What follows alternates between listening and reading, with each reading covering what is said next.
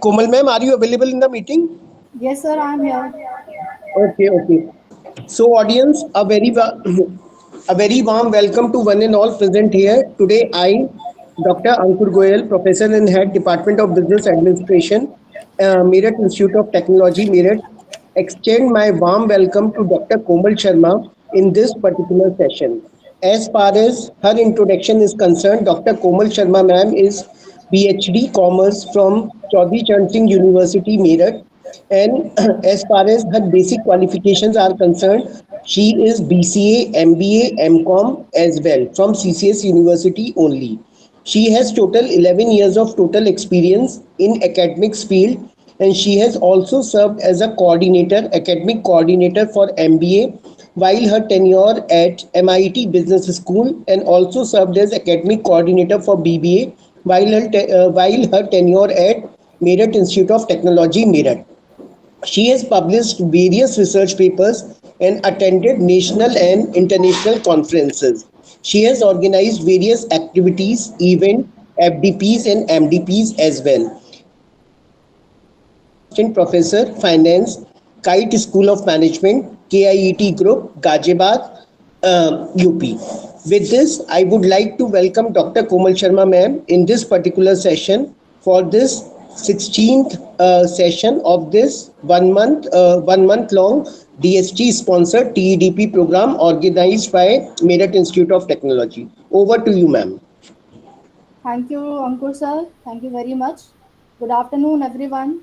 Thank you, MIT Meerut, for giving this opportunity and conducting such a wonderful and insightful FDP session. And in this ongoing FDP session, I'm feeling very excited to be a part of one of our speaker uh, to show the some insights of the topic. So let me Your slides are visible now, ma'am. Okay, thank you so much, sir. So today's topic is interfacing with leading institutions for business plan appraisal. As we all aware about various topic and related aspects regarding this FDP ongoing. So my topic would be the interfacing with leading institutions. We all have prepared a business plan. We all have know what is the business plan is. But now we are here today. We are here to discuss about the how we can interface with the leading institutions. What are different kinds of leading institutions and what role does those leading institutions take? So first of all, moving to forward, interfacing with leading institutions for business plan appraisal involves presenting your business plan to reputable organizations or individuals who have the expertise and resources to evaluate its viability. Interfacing with these institutions for business plan appraisal is a crucial step for entrepreneurs, those who are seeking funding, guidance, and validation for their business ideas. In this session, we will explore the process of engaging with various institutions, crafting a compelling business plan, and maximizing your chances of success. So, first of all, we have to know what is business plan actually is. So, as far as the business plan is concerned, related for the particular entrepreneur, it can be classified as in the two parts. One is the traditional plan and another is the lean startup plan.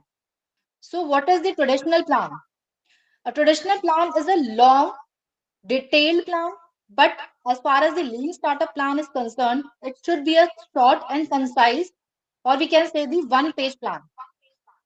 For financing purposes, banks commonly request traditional business plans since they go into greater detail. Lean startup plans are usually most useful to introduce the concept of your company to a prospective lender. So, what is the difference between the traditional plan and a lean startup plan?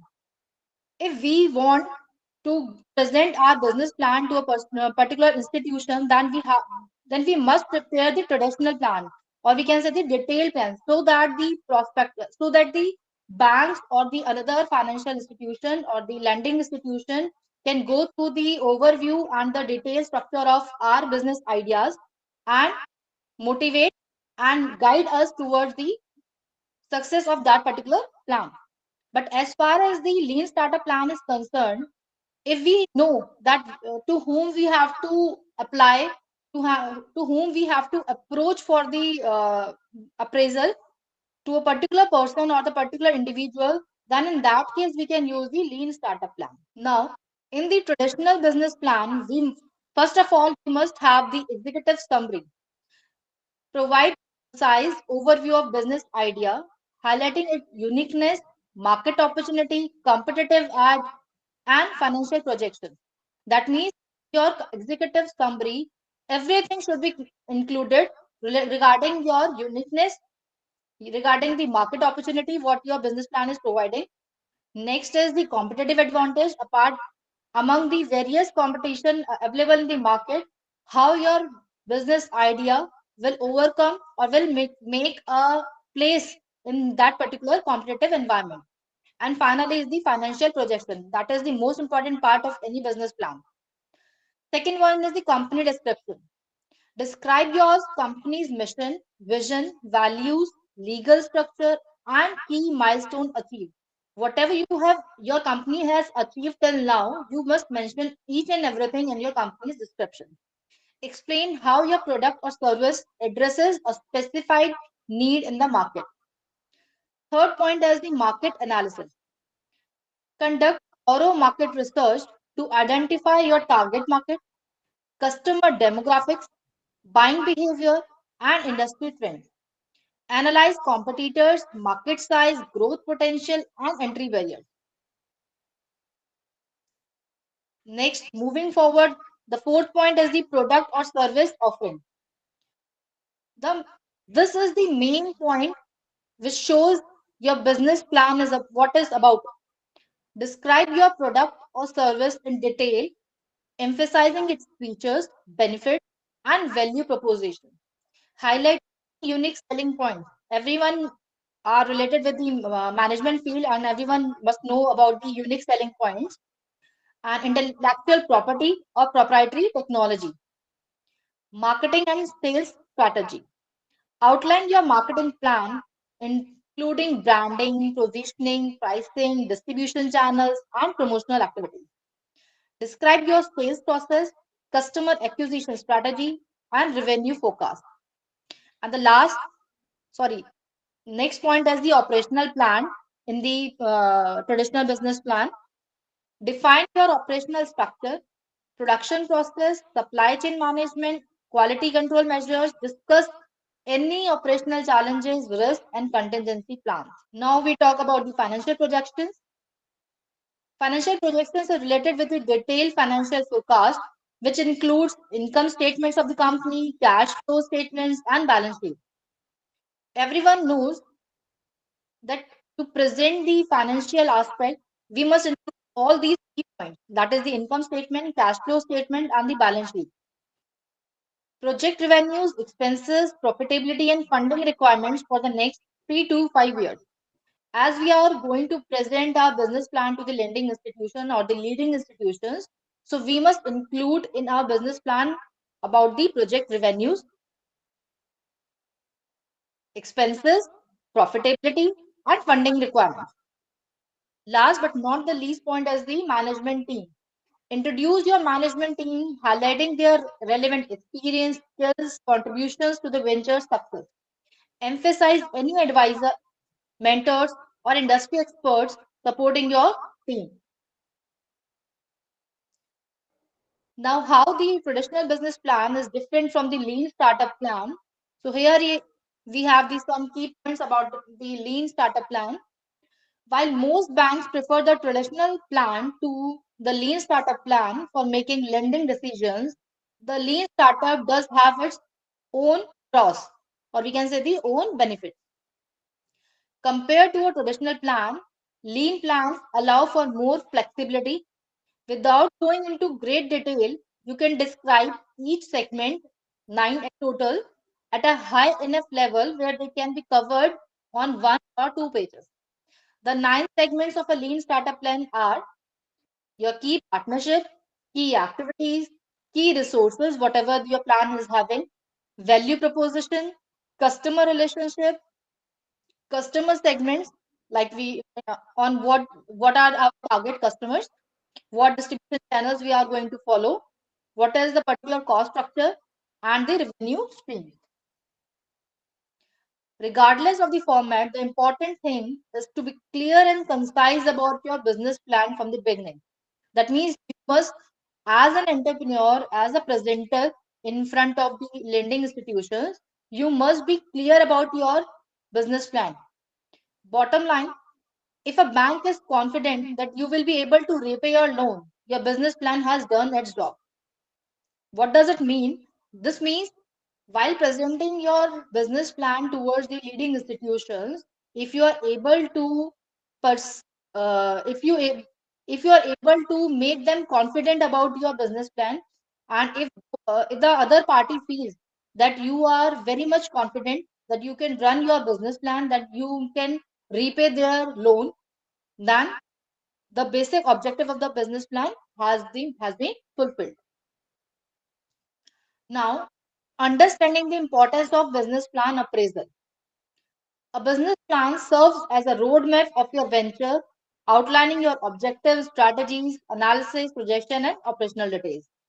For entrepreneurs seeking external funding, a well crafted business plan is essential for attracting investors and securing loans or equity investment.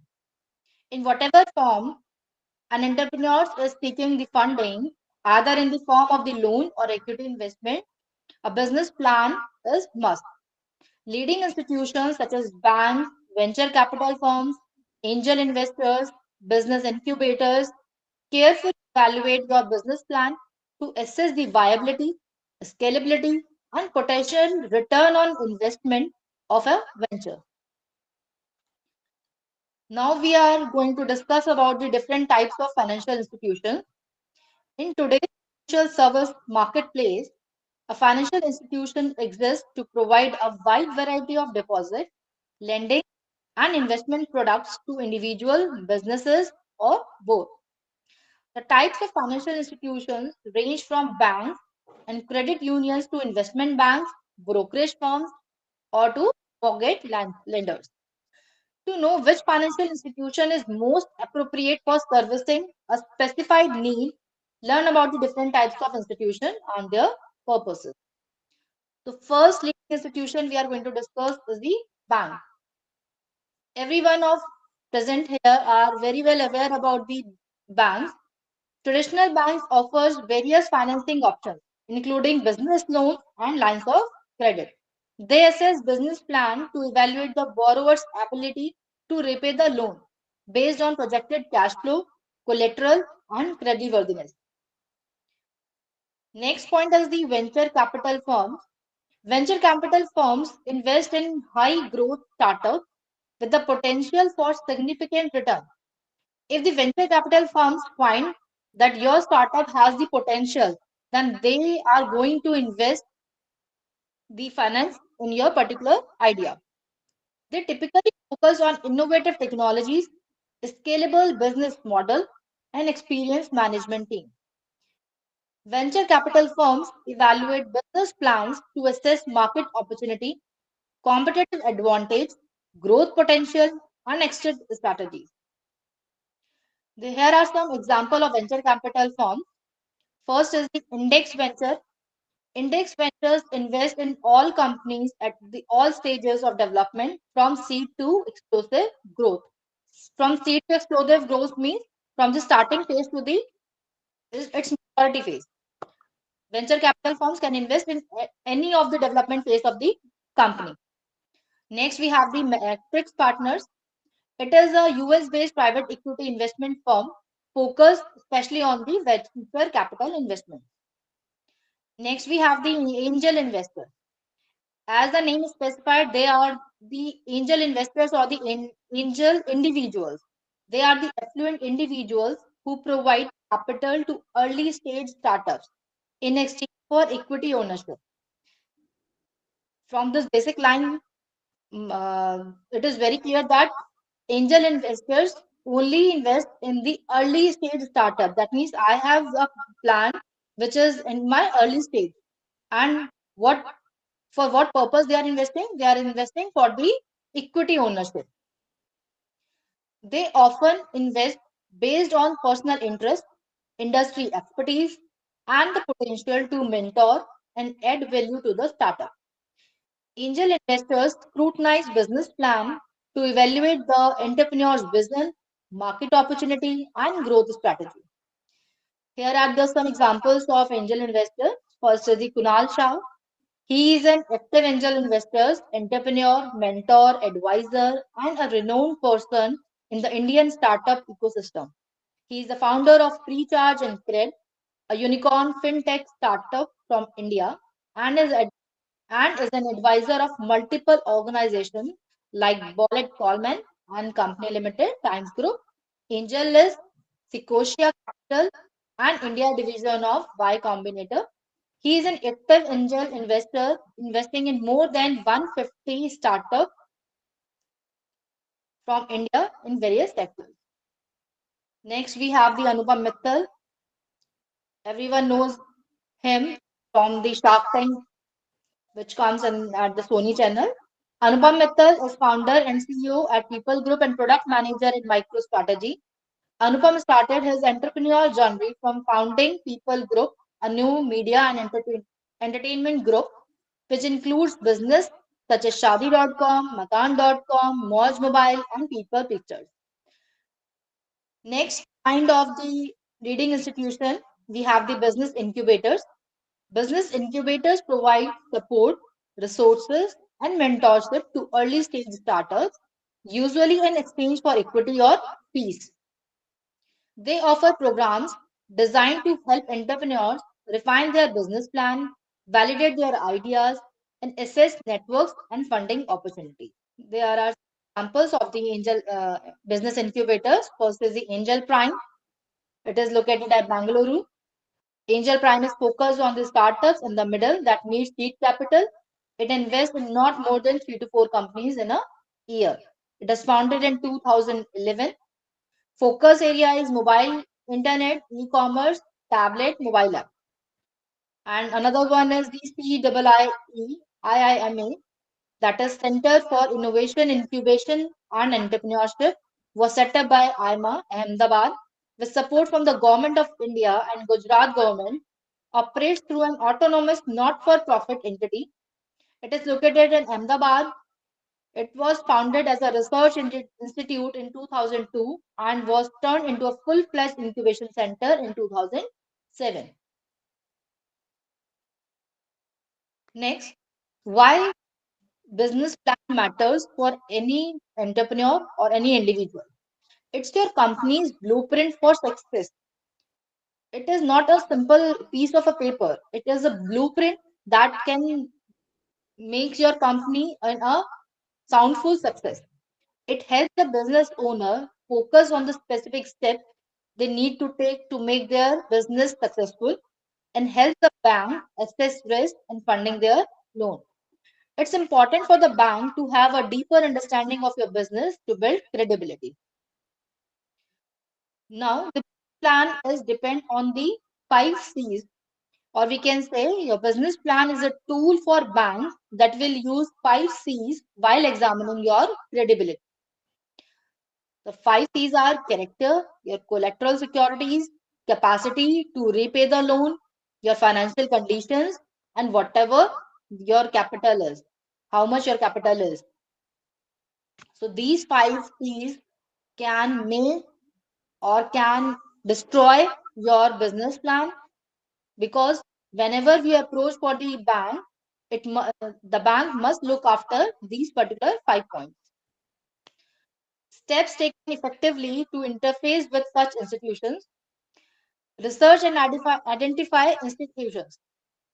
Look for institutions that specialize in business plan evaluation, such as venture capital firms, angel investor networks, business incubators, or entrepreneurship centers that are associated with universities. Choose those with a track record of supporting successful ventures in your industry or market. Next step we have to take is to prepare a comprehensive business plan, that we have already discussed, that we have to make a traditional, or we can say the detailed business plan that clearly outlines the business concept, the market analysis, the competitive landscape, financial projections, and growth strategy. It must be well structured, thoroughly researched that address potential risks and challenges. Next step towards this process is network and seek introduction. Utilize your professional network to seek introductions to key decision makers or advisors within the target institution. It is because we cannot directly approach to a particular bigger organization. We need a particular network so that we can easily enter into that particular place. So utilize that your professional network for the introduction. Attending industry events, conferences, and networking gatherings can also provide opportunities to connect with potential evaluators. Next is, after going through all these steps, next is to submit your business plan to the particular authorities. Follow the submission guidelines provided by that particular institution, whether it is through an online portal, email, or in-person presentation. Tailor your submission to highlight key aspects of your business that align with the institution focus criteria for evaluation. And the last, next point is the engage in dialogue. Engage in dialogue means that we have that after submitting your our business plan, we must have a one-to-one interaction with the representative. So be prepared to engage in dialogue with the representative from the institution regarding the business plan. Be open to feedback and constructive criticism, because whenever we submit our business plan, the other party or the secondary party can have a positive view about your business plan or can have a negative view. So you must be open for the both kind of suggestion, positive as well as the negative.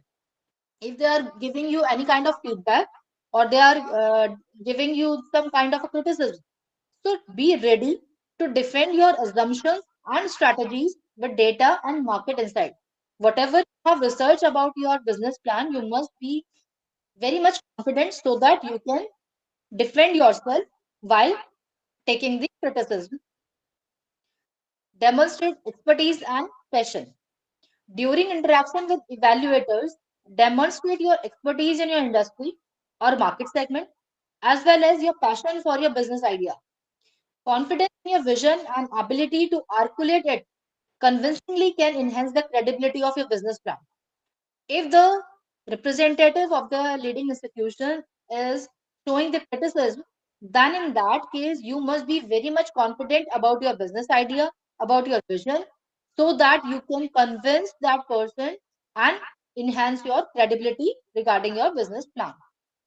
Next point is the consider mentorship or advisory program. In case of the criticism, some institutions offer mentorship or advisory programs where experienced entrepreneurs or industry professionals provide guidance and feedback on business plans. Participating in such programs can provide valuable insights and networking opportunities. Last point is the evaluate offers and negotiate terms. If the institution expressed interest in supporting your venture, carefully evaluate any offers or terms presented. Consider factors such as funding amount, equity stake, mentorship opportunities, and strategic alignment with your business goal. This point can be clear if anyone of you have watched the Shark Tank. Then in that, the person or the party present their idea, and for that they offer them the equity portion and the amount. So negotiate terms that are favorable and conducive to the long-term success of your business. By following these steps and effectively interfacing with leading institutions, you can increase the likelihood of securing support and resources to launch and grow your venture. Now, how you are going to get the money, whatever you are needing for your business plan. Here are some points that banks look for when making business lending decisions. First is the purpose of your loan, your business model, your repayment source. This is the most important point for the any particular bank, that what is the repayment source in case your business doesn't work, your plans and vision for your business future, your budget and financial projections forecast, how your business may be impacted by current economic conditions, your reputation and history, and your management team. All the collective points make valuable impact on banks, and they, with the help of these particular points, you can create a confidence in the representative of the bank, so that you can get the whatever amount you want for your business. For engaging with leading institution, we must have a networking. We have already discussed that build relationship with key contacts in leading institutions through networking events, industry conferences, online platforms, attend pitch competitions, demo days, and startup accelerators to showcase your business and connect with potential investors. Second category for engaging with leading institutions is referrals. Leverage personal and professional networks to seek introductions and referrals to decision makers within leading institutions. Tap into alumni networks, industry associations, and mentorship programs to assess valuable connections and recommendations. Next is the cold outreach. Research and identify relevant investors or institutions that align with your industry stage and investment criteria. You must research about the all the categories of investors available in the market that will match with your industry, that will match with your investment criteria. Craft personalized and compelling message to introduce your business and request meetings or presentation. Pitch meetings. Prepare thoroughly for these meetings with leading institutions, focusing on articulating your valuable proposition, addressing potential objections, demonstrating your passion, commitment to success. Tailor your presentation to the specific interests and priorities of each investor or institution. Next is the due diligence. Due diligence is that you must have a proper and detailed knowledge about your product, about your company's mission, vision, future aspect, about the financial projections. You must be very much aware about your business and its related aspect. Be prepared to undergo thorough due diligence process conducted by leading institutions to validate your business model, technology, market opportunity, and financial projections. You can only be able to answer all the questions of the representative of leading institution only when you have the knowledge about that particular aspect. Provide transparent and accurate information. Address concerns or questions promptly and maintain open communication throughout the process. Next is the negotiation and documentation. Negotiate investment terms, valuation, and deal structure is based on mutual interest and objectives. Work closely with legal advisors to draft and review investment agreements, term sheets, and other related documents to ensure clarity, fairness, and legal compliance. These negotiation and documentation is part of, related with the legal formalities. So you must do this process with a particular legal advisors who have a relevant knowledge about your company and about your particular industry. Next topic is the role of leading institutions for business plan appraisal. Leading institutions play a crucial role in appraisal for business plan due to their expertise, credibility, and resources. First is the expertise and experience. These institutions often have a teams of experts in various fields such as finance, marketing, operations, strategy. These experts bring years of experience and knowledge to the table, enabling them to thoroughly analyze different aspects of your business plan. Because whenever we are approaching for the leading institution, one of the representatives come and he discuss each and everything regarding our business plan. So that representative has a very sound experience and specialized knowledge related to that particular field, so that he can discuss each and everything on or he can analyze the different aspects related to your business plan. Next role is the credibility and trust. Business plan reviewed or endorsed by leading institutions gain credibility and trust in the eyes of investors, lenders, and other stakeholders. The stamp of approval from a reputable institution can significantly enhance the perceived viability and potential of business venture. If we get the green signal from the representative from the leading institution, then it can show the potential of our business plan or a business venture. Next role is to access to capital. Many leading institutions such as venture capital firms, angel investors, banks have to significant capital. A positive appraisal from these institutions can open doors to funding opportunities that might otherwise be inaccessible to entrepreneurs. Because without these leading institutions, either it is the venture capital firms, the angel investors, or banks, we cannot be able to open any kind of a door for us for the funding opportunities. So these leading institutions are providing access for each and every entrepreneur as a part of a capital. Networking opportunities. Through their extensive networks, leading institutions can connect entrepreneurs with potential partners, mentors, customers, and other resources essential for business success. This networking aspect can greatly enhance the growth prospect of a startup or small business. If after presenting the business plan, the representative of the leading institution find any sort of mistake or we can say the incomplete point in our business plan, then they have a sound network of the mentors, customers, and potential partners so they can guide us for the business success. Next point is the risk mitigation. These institutions conduct thorough due diligence as part of their appraisal process because it is a part of their appraisal process.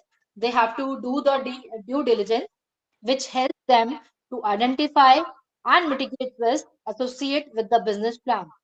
By addressing potential weakness or challenges early on, entrepreneurs can refine their strategies and improve their chances of success.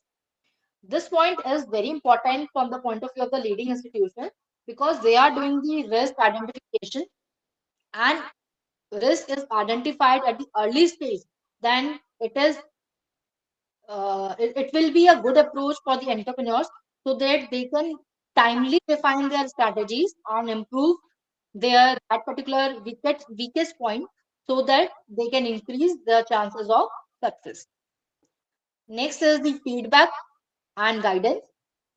Institutions often provide valuable feedback and guidance to entrepreneurs during the appraisal process.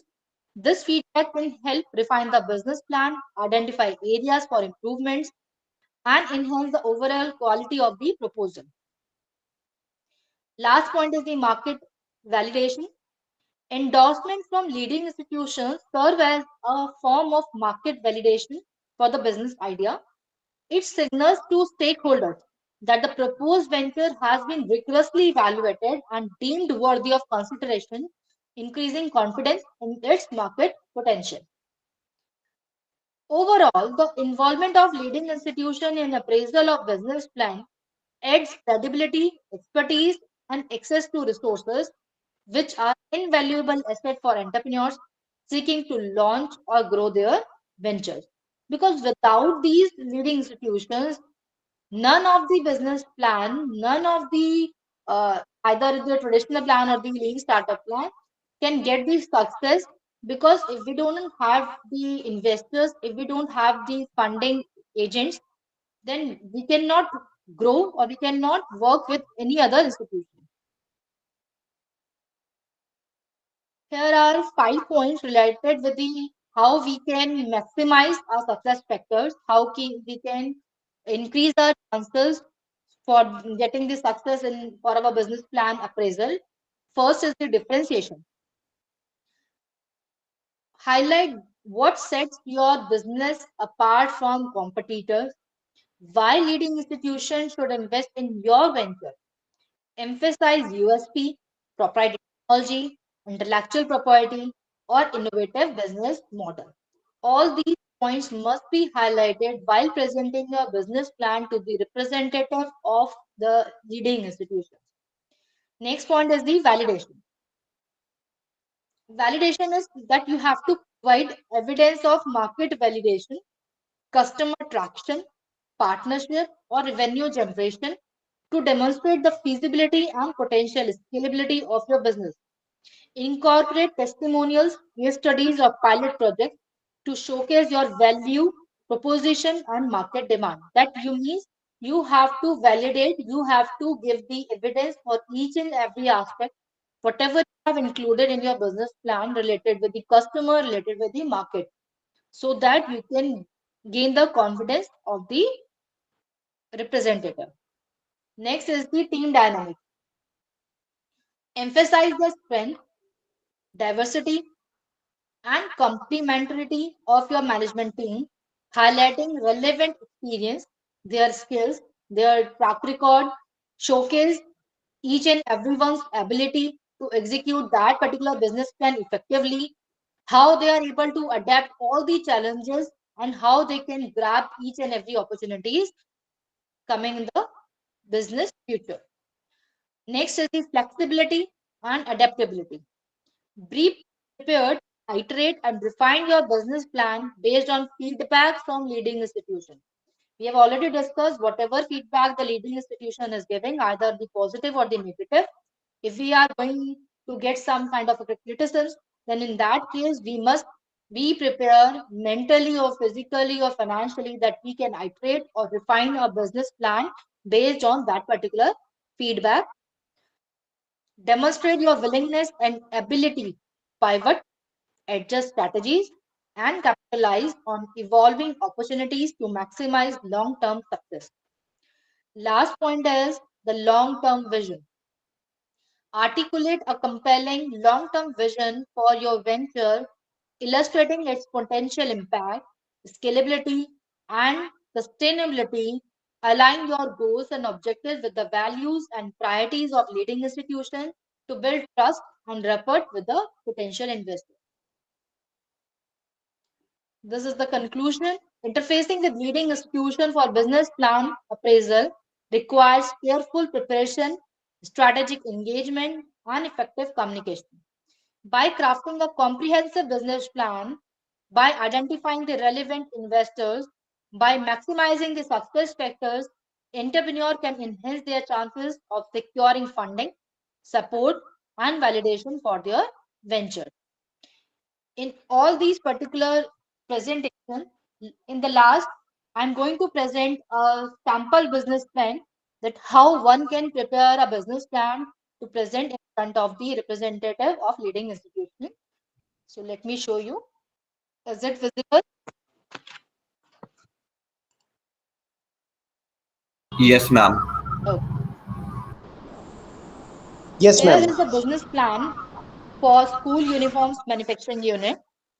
Here you can that we have given a certain sort of information regarding the product code. If we are having any previous product, the quality standards, the production capacity, month and year of preparation, and prepared by. We will start our business plan with the basic introduction. As you can see, in this profile shows the cost structure, profitability, and other particulars for making school uniforms for children in the age group of 3 to 10 years. It is suggested that school uniform be made for 6 to 8 months and ready-made garments for the remaining months of the year in order to keep that unit functioning. Cloth requirements, cost, and product prices are worked out in this report on the basis of average sizes of uniform and ready-made garments. From this particular introduction, the brief introduction, we are very much clear about the business plan that we are going to make the uniforms for 6 to 8 months, and the rest 4 months or the 6 months we are going to make the ready-made garment, so that our manufacturing unit will not stop, it will continually work. Next point is the market potential. The uniform for school student is a must in any region. It can be assumed that every student require at least two pairs of uniform every year. This particular market potential is that we are going to give that how much quantity, how much pairs, what are the target customers of R that you can see this assumption suggests that the proposed capacity of 6,000 pairs requires at least 3,000 students in the location where this unit is to be set up. Therefore, the unit would have inner market potential in any area where 8 to 10 schools function. That means we have to establish our unit where have 10 to 10 schools which are currently functioning. The total market potential in schools in any particular location can be worked out by multiplying the number of students up to 10 years of age, as our business plan is for those particular students whose age is from 3 to 10 years. In the basic basis and key assumptions, we can see that business plan has been prepared on the basis of a single shift of 8 hours per day. That means that 25 days in a month. The rates quoted in respect of salary and wages are above the minimum wages. Interest rate on term loan and working capital loan has been taken 14%. That means in the basis and pre-assumptions, we have given a brief introduction of the brief functioning of our company. Next, we have the implementation schedule. That means we have the activity, and that activity will take this time period. For example, scheme preparation approval, the company will take the 1 month. Registration as an SSI small scale unit industry, that is 1 week. For sanctioning of loan, it must take the 3 months because it is not an easy process as we have already seen. Next, the placement of orders for delivery of machinery, 2 weeks, installation, 1 week, electrification, 2 weeks, and the last, recruitment of staff is 2 weeks. Now we have to mention the technical staff, technical aspect, that is process of manufacturing. Next, we have quality controls and standards, production capacity. As you can see, the production capacity of it is 15,000 pieces of school uniforms, including 3,000 pieces of children ready-made garments. Power supply. Next, have the financial aspect. This has to be present in our business plan because on the basis of this only we are going to get the funding from the leading institutions. We have the capital that is land and building, the machinery and equipment. Next, we have working capital, like we have staff and labor wages. All the information is giving like their designation. Like if we want the manager, the number is 1, rate is 3,000, the total amount is 3,000. We need 6 skilled workers with a basic pay of 2,500. That means total amount would be 15,000. These are the particular prerequisites. Next, in the category of working capital, we have the raw material, we have the other utilities. Next, we have the capital investment, machinery equipment, and working capital. And at the last, we are having the financial analysis on the basis of the income statement, cash flow statement, and the balance sheet. That means we are showing the financial analysis of our company. We are already showing that we have the average selling prices of this. We have this much of fixed cost, BEP, break-even point as this. So this is the financial analysis or the financial projections which we are showing in our business plan so that we can easily get the confidence of the representative of the leading institutions to gain the success of our business. And at the last of the business plan, we must mention the address of the suppliers.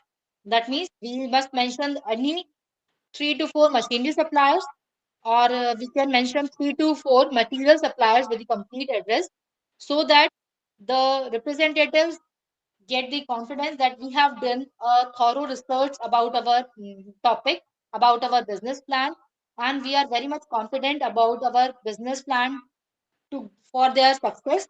and we can run easily. So this is all about from my side. If you have any sort of query, you can easily ask.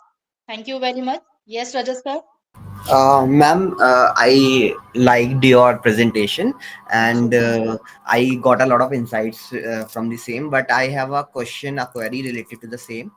Yes. So my query is ki how do leading institution they make a balance between innovation and risk while evaluating the plans? So what is their criteria on the basis of which they judge the business plans?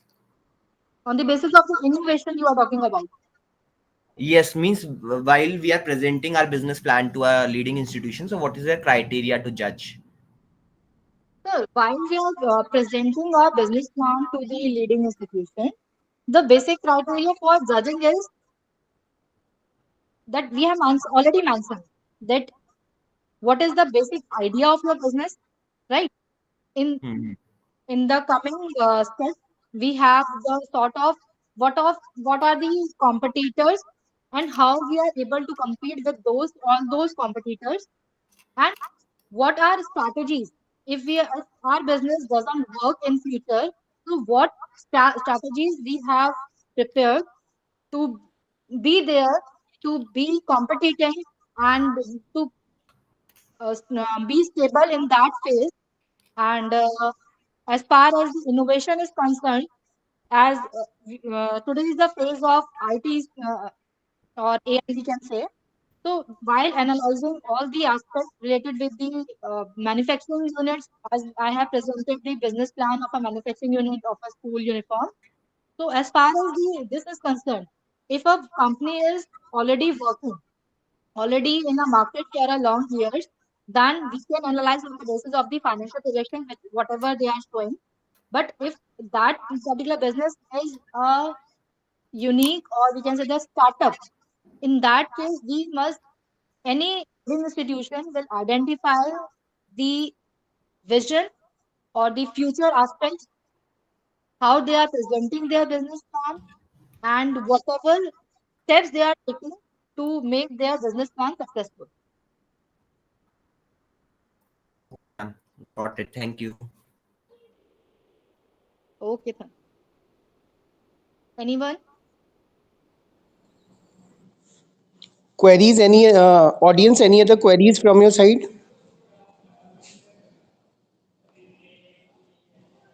Akanksha, ma'am. Yes, sir. Okay, ma'am. You may proceed, please.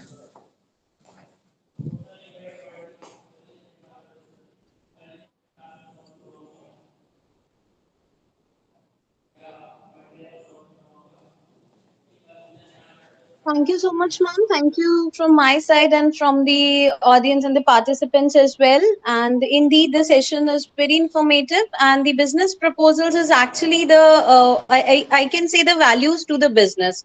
Because whatever the process of the determination and the accurate validation estimation of the companies or the economic values are can only be proceed by that only. And the insights and the rich takes which you have explore in this PPT is really remarkable. Thank you, ma'am. Thank you so much.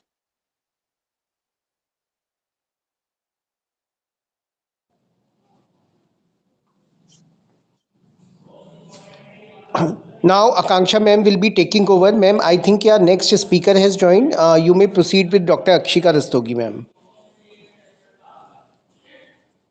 Am I audible? Yes, ma'am, you are audible. Okay. So I already gave the word of thanks to Komal ma'am. And now I am requesting Dr. Akshika Rastogi, who will be the second speaker of this session. And what do I say for her? She's a dynamic professional who tend to be seen as leader that brings inspire energy and creative thinkings to the table. She's a PhD in stats and currently working in MIT College as an associate professor. Before she was with MIT School of Engineering Pune and also worked for Swami Vivekanand Subharti University. Other than that, she bagged various international and national certifications for participation in the conferences, and her keen interest to devote her time into such conferences are really remarkable. And I'm very grateful to have you here, ma'am.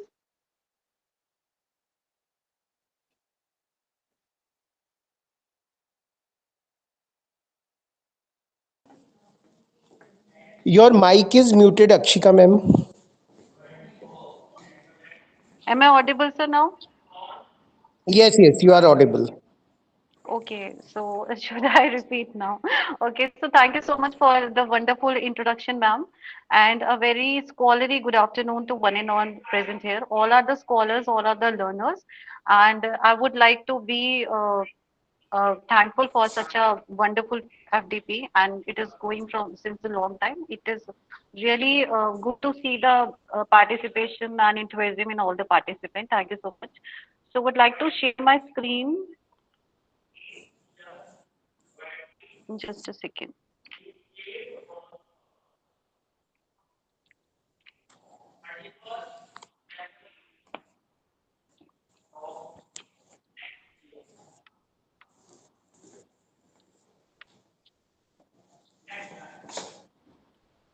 Ma'am, is the screen visible? Yes, yes, it is. Okay, so my today's topic will be interfacing with R&D institution for technology, and this interface means the institution to the academy, to R&D labs, and R&D labs to the academy. So this is the two-way process, and interface are very important because the interface means there is a link between R&D, research and development things, and the institutions. So academicians have a very important role for this.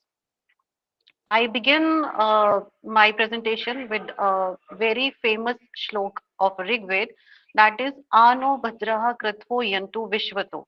That means let noble thought come to us from all and every direction in the universe, as we teacher used to do, that wherever we find the things, we give it to the students, they got the things, they make a way to the research, and then the country got to the development. As we know what is a research starts from the four walls of our classroom, the lecture that we deliver to our student, we give them the ideas, they catch the things, they catch the the positive vibration of a teacher, and then they go for the research. NEP also give support to these type of thing, that the quality education builds on quality research in the institute of higher education. Higher education has more responsibility as compared to schools for the research and development things, because the extensive learning can lead toward the leaders. I would like to show a graph, as I am from the statistics background. Would like to share this, that you can see the graph. It's going up and up and up. Like the if I've taken the data for 2000 till 2022. So you can see how the government is supporting these things, R&D expenditure, and the R&D as percentage of GDP. So you can see the study that how is going. It is for the first time that our honorable Prime Minister Narendra Modi, he actually made a law for research and development to support the researcher, to support the youth of here. So R&D interface is a key component of the innovative process. Effective transfer of technology across this interface has a direct bearing the success. And now the government also understand this. So they make a law that is called Anusandhan. Union Minister of State, they have stated this. So the provision of Anusandhan Research Foundation Act have been brought into the force on 5 February 2024. It is happening for the first time after independence, that a law is already made for this. It established the ANRF, that is Anusandhan Research Foundation, research and development, for foster a culture, research and innovation, because we understand that research should be in our culture. We have already seen in mythology sections also that how the research goes. So it is already in our culture. We just have to recognize it again. The government has appointed Professor Abhay Krandikar, Secretary, Department of Science and Technology, DST, as the interim chief executive officer for this act. So the objective, what is the objective of interfacing? To create awareness and opportunity in research, innovation and development about the faculty and the student. It is more important for the faculty members to understand the importance of research and innovation, because they are having their 40 to 60 students in their classroom. They can deliver the things. Uh, they should know that what is the importance of research, and they can give it through their examples to promote interdisciplinary and multidisciplinary research, because we know we are in the era of interdisciplinary means how to connect my subject to another subject. Interdisciplinary doesn't mean that I have to be expert in two subjects. It is not like that. Interdisciplinary means that how i should I should connect my subject to another. Suppose I'm a statistician and I have interest in history also, so I should know how the history can be connected to statistics, and statistics have something that can be used in history. So research should be interdisciplinary. It should not be on the one edge of something. It should be centralized. To identify the thirst area of research, each university department and form related cluster groups, frontline team for research to generate of innovative ideas and solution to the academic and societal problems, modernizing the existing laboratories with additional experimental setups, instrument and technology for utilizing the lab for research activity. Identification of appropriate high priority thirst area of research opportunities. There should be a thirst for a student to do the research work, and different academic research and industry for government organization for researcher of each department on campus.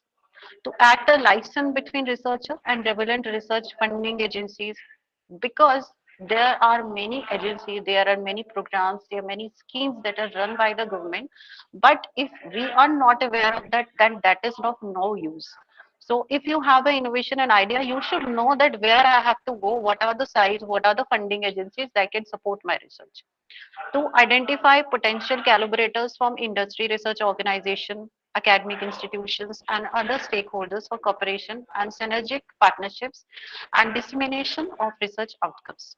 To establish better coordination among university, industry, interlinkage, incubation, innovation, and entrepreneurship development in intellectual property rights. To develop institutional research information system.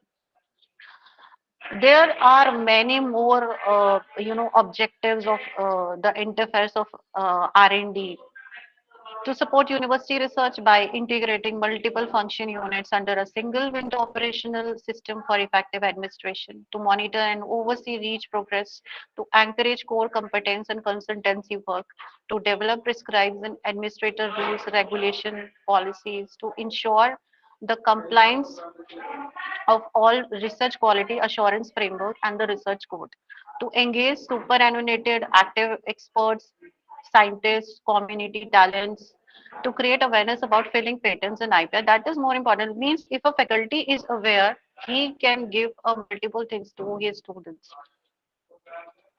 So this is a diagram that how the interface are available, and how it can be used, what are the sites. So both the public sector as well as private sector, they have the things in their hand which support research very much. You can see the funding agencies, that is DST, and DST has two autonomous bodies also, that is TICFA and GITA. Then we have DSIR, NRDC, CSIR, CTPL, BIRAC, ICAR, ICMR, DRDO, DIPP, GAE, ISRO, MIETY, MIOEF, and CC. Then there are education sectors also that are reporting for this research and development, that is MHRD, UGC, AICT. We all are aware because we are the faculty members that what is the role of UGC in our for our profile. There are some banks also that support for the funds like SIDBI, SBI, NABARD, IDBI, syndicate banks, and some international agencies as well, IFC India. And then in private sector, we have some industry associations that support the things.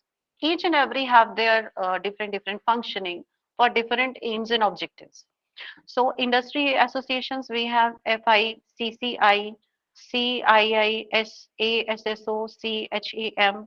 PhD, CCI, NASCOM, we all aware, and some banks are also there which support for the research and development things. They are, you know, the big new face of interfacing, that is ICIC Bank and Yes Bank.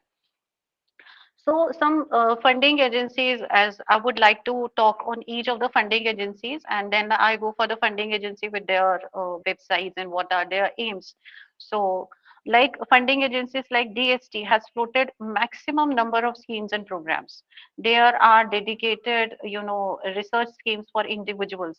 For example, I give you example that Prime Minister's Fellowship Scheme for doctoral research, as well as theme-based programs like drug and pharmaceutical research program and nano application and technology advisory group. So for the promotion of innovative products and technology and enhancing collaborative R&D, DST has introduced programs like technology development programs, instrumentation development program, and many more. So the schemes for the promotion of entrepreneurship, national scheme for technology development program, and there are so many startup research grant are also given. This year there is a maximum, you know, the area, the space has given to research and development. So there is many more things for startups now. Startup research grant are very popular amongst young and enthusiastic researchers for shaping their ideas into commercial success. DST provide funds for setting up technology business incubators all over India to promote industry-oriented, technology-oriented, and patent-oriented research in the universities and research lab. So there are many things. Like one of the scheme DST has introduced, that is Nidhi scheme, through which it is processed to set up incubators and accelerators in various parts of India to boost up startup culture in the country. DST has also established policy resource centers also. So there is many, you know, many things which has DST already given, and two autonomous bodies there also, that is TIFAC and Geeta. I'll take that in slides. So funding agencies are very much, and then we have some education sectors also, like you can see MHRD. So MHRD has also initiated program for setting research parks to promote innovation ecosystem in higher educational institutes. TEQIP program was commenced by MHRD with a aim of making postgraduate students industry ready by involving industry with TEQIP centers. There is 63 located in university and other HEIC. So MHRD also initiated a program, Imprint India. You might have heard that, to promote innovations and technology commercialization in specific target research area at Penn IIT's level. To generate skilled and manpower entrepreneurship culture, MHRD is a association with regularities bodies like UGC and AICTE. So there are many things. AICTE has initiated programs like GIAN and Kaushal Kendras. Financial institution, banking sectors of India, both public and private, they are doing, has significantly contributed for the promotion of research in industry sector, especially MSMEs, entrepreneurship and creation of institutes for promoting cultures and innovation. Amongst the public banks, if I talk about banks, so we have SIDBI. So the role of SIDBI through its various programs has contributed toward technology development and incubation support for startups. SIDBI has also played crucial role in creation of SIDBI Innovation and Incubation Center, that is located in IIT Kanpur. ICI Bank, it's a private bank, and as a part of this, their corporate social responsibility is playing an important role in promoting innovation through creation of dedicated innovation fund. ICIC has a dedicated technology finance group to support technology development and creation of technology-based institution. In addition, ICIC played a crucial role in establishing Knowledge Park also, that is also located in Hyderabad, for promoting entrepreneurship. Then we have SBI Bank has played a crucial role in the creation of organization. CSIR, which is meant for promoting technology development and commercialization. Other public banks like NABRD, NABARD, and Syndicate Bank also are doing their bit in supporting innovation at higher educational institutes. industrial associations. If I talk about industrial association, they have, they have a vast interface between R&D roles such as IFI, CCI, CII, as NASCOM also are contributing to the growth and interactions and innovation by conducting national and international level workshop conferences. So these associations are also playing an important role by assisting the government. They are helping the government and its agencies in formulating national policies in the area of reforms. Whenever we want the policy to be implemented, we should have a evidence in our hand, and that's what is the role of a researcher.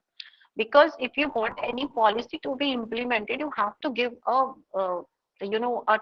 kind of a thing in the government hand. You have to give some documentation. Yes, this scheme will work, and that can be given only with the help of research. So research interference are very important. So national policies in the area of reforms in higher education system and carrying out surveys in the domains of academy and research. International agencies, if I talk about international agencies are also there. India being a member of, we all know, India being a member of United Nations has received funding support from international agencies like UNIDO. We are getting an international support from these agencies, and we should be very proud that India is a part of that, such as UNIDO and IFC also. uh, Promoting industry oriented research and technical advancement to compete with the rest world. So the economic prosperity of a nation is linked to its specific and technology things, and we have many things in our hand. So now I would like to just a second. So this is, we can see that how the graph goes. This is the source from NST, MIC, Department of Science and Technology, Government of India. So you can see how, the things are sharing 43.7% we are getting from the private sector industry, because they are aiding the government, they're helping them. 43.7% they are, uh, contributing the thing. So GERD is mainly driven by the government sector, comprising central government, that is 43.7%. Then we have state government, we can see that it is 6.7%. Higher education, we are getting the 8.8%. And then public sector, that is 4.4%. So you can see the graph like. Now coming on the first funding agency, I would like to describe over here. That is Department DSC, that is Department of Science and Technology. So I have shared the site also. Uh, Sorry for interrupting, but I would like to share that some of the the permissions are coming. Please join them. Kindly join them. I think some faculties want to join. Kindly join them. So I would like to come on this. The website is given over here, that is DST. It is a nodal agency that connects science sector to the government verticals. It was established in 1971 following the success of Green Revolution, that signifies innovative deployment of scientific methodologies. As you can see how, the DST support department, you can see the agency wide support to extra moral R&D projects, how they're taking the project. You can see the area that is covered by DST, a very significant role. And also like DBT, we can see MEIT. Then this is a proper hierarchy. You can see that how they are supporting the number of project. So number of project in the year 2019 to 20, you can see that is 4076, a very tremendous job done by the government's researchers.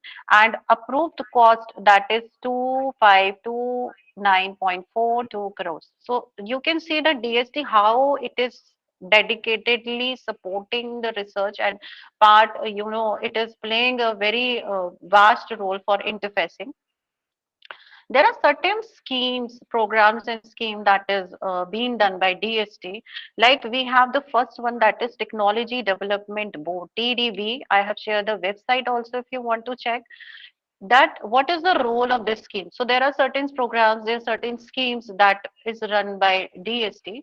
So it aims on accelerating the development and commercialization of indigenous technologies through TDB, adoption of foreign technologies to address domestic problem. So this is also important that we are working on our domestic problem. TDB provides a financial assistance, equity, soft loans, or grants. It also promotes industry to enter into high risk and high tech areas of R&D. So we get the support from foreign countries. We can get the technology from there, and then we are working on our domestic things. Then another one is Technology System Development Program, that is TSDP. Its aim is new technology in identified areas are promoted, developed, and integrated. Promotion of advanced technology for valuable addition to the product having high demand that is carried by this. Then another we this is a website, National Scheme and Technology Entrepreneurship Development Board. It promotes entrepreneurs by providing hands-on training in the field or indigenous technology for enhancing commercial exploitation of technology. It started number of training programs, entrepreneurship awareness camp they are running, entrepreneurship development programs they are doing. They are doing FDPs like this. FDP is going technology based EDP. So it also promoted development of different institution for foresting entrepreneurship culture. So innovation and entrepreneurship development centers they are opening. They have S&T entrepreneurship development, innovation S&T based entrepreneurship development, S&T entrepreneurship park, technology business incubator. So these are some scheme. Then we have scheme for funding industry relevant R&D. I have this website also, the address is given. So it promotes industrial research by utilizing expertise from the academic sector to address industrial and societal problems. ACRB is association with CII. Can I admit this, ma'am? Akanksha, ma'am? If the permission is allowed to you, you can. Ma'am, there are some, some ma'am requests are you can coming. admit you are a co-host, no issues. ठीक है? Okay, okay, okay. Then another program that is Drugs and Pharmaceutical Research Program aims to synergize pharma industries and publicly funded R&D institution and to establish close linkages. Then we have this is very important. This is the startup, means a lot of fund is given this year to startup in the budget. Startup research grant for the young scientists to to support them to so that they can develop the enthusiasm and they can do their own thing. So startup research grant is there. They float schemes for promoting industrial research, early career research award, and then we have national postdoctorate fellowship.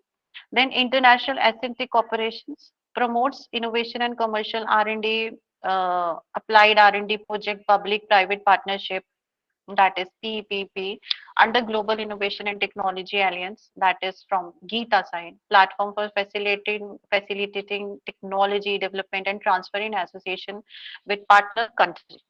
Then nano application and technology encourage implementation of industry oriented and application driven project in the area of nanosciences. Next one is Nidhi, as I have talk about this in my introduction portion. That Nidhi is one of the umbrella program of DST, which is working for enhancing innovation and entrepreneurship for generating successful startups. Under Nidhi, following initiatives are planned to be undertaken.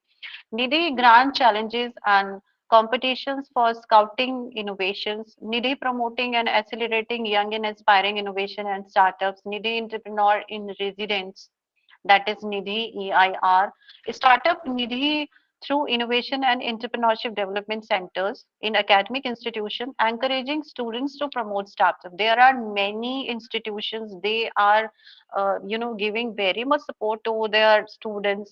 If they are in final year students, they are working on them. They are showing them that this can be used. You can use the things for the startups, and they're doing also. So we have seen many startups in Shark Tank also, how they're promoting their ideas, how they're promoting their things, and they acknowledge also that they work on this startup with their teachers. So the role of a teacher start, as I have said, that the role of this research and development start, the first interface for the student is faculty. You have to give them idea, you have to boost them up so that they can go in this direction also for startups.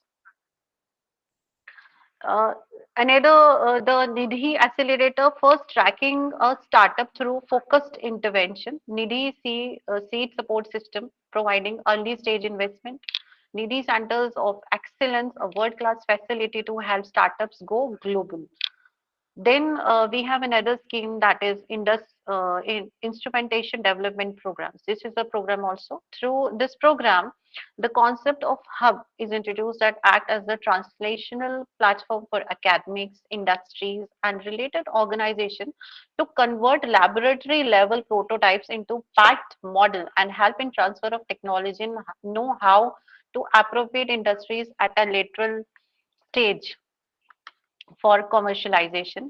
Policy Research Centers, PRC, we have heard this name again and again. DST established 5 center for policy research with aim of making evidence-based recommendation for strengthening STI policy of India. Because as I have said, if you want any of the policy to be implemented, you have to give some evidence in the hand of government.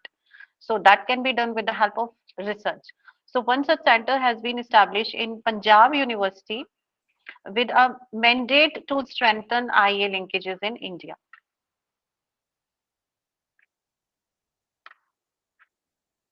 Technology Forecasting and Assessment Council. These are the two autonomous body of DST, Technology Information Forecasting and Assessment Council. Link is I've given the address also. So it is an autonomous organization that is established in 1988 under the edges of DSTs, working with a mandate of assessing and supporting technology trajectories of various academy and private organizations. TIFEC is striving for sustainable innovation to lead technology development in the country through programs run by TIFEC, keeping industry and academy in close association. So their role is basically a link between an industry and academicians. So they can meet there, they have the programs to be run, and then they can share their ideas, and student can grab the idea from the industry people. So TIFAC has established Patent Facilitation Center, that is PFC, under which patent information centers have been created in 20 states, namely Andhra Pradesh, Assam, Chhattisgarh, Goa, Gujarat, Haryana, Himachal Pradesh, Jammu and Kashmir, Karnataka, Kerala, Madhya Pradesh, Manipur, Punjab, Rajasthan, Sikkim, Tamil Nadu, Tripura, Uttarachal, Uttar Pradesh, and West Bengal. So these PICS aid government department, universities, and scientists for patent search free of cost.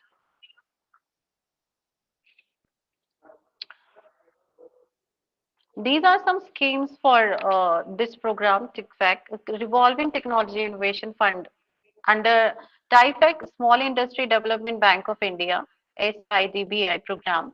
The link is given. The information is thoroughly given over here. This program aims to facilitate technology development, demonstration, and commercialization, leading to creation of new product or processes, mainly encouraging MSMEs to bring high risk innovation to the market. If you are making your own product, if you're developing something, you can visit this site. You can see how this site will help you to start all these things. Then we have technology refinement and marketing program. Through this, country innovation pool is promoted by bringing out innovating technologies from the prototype stage to market level through a network. You join this network and it will be marketed by these people. You can understand, you can visit the site also, you can see how they go on marketing. You by the old prototype things, how they people do the marketing. And then home ground technology, HGT. HGT program, a past initiative, was initiated by TIFEC to support R&D institution, academy startups, and SMCs to carry out their innovative technology to at pilot scale. Then we have bioprocess and bioproduct. This is for the biology biologist. Through this program, TICFA is supporting technology development in for the bio things. Then we have Gita, another autonomous body of DST,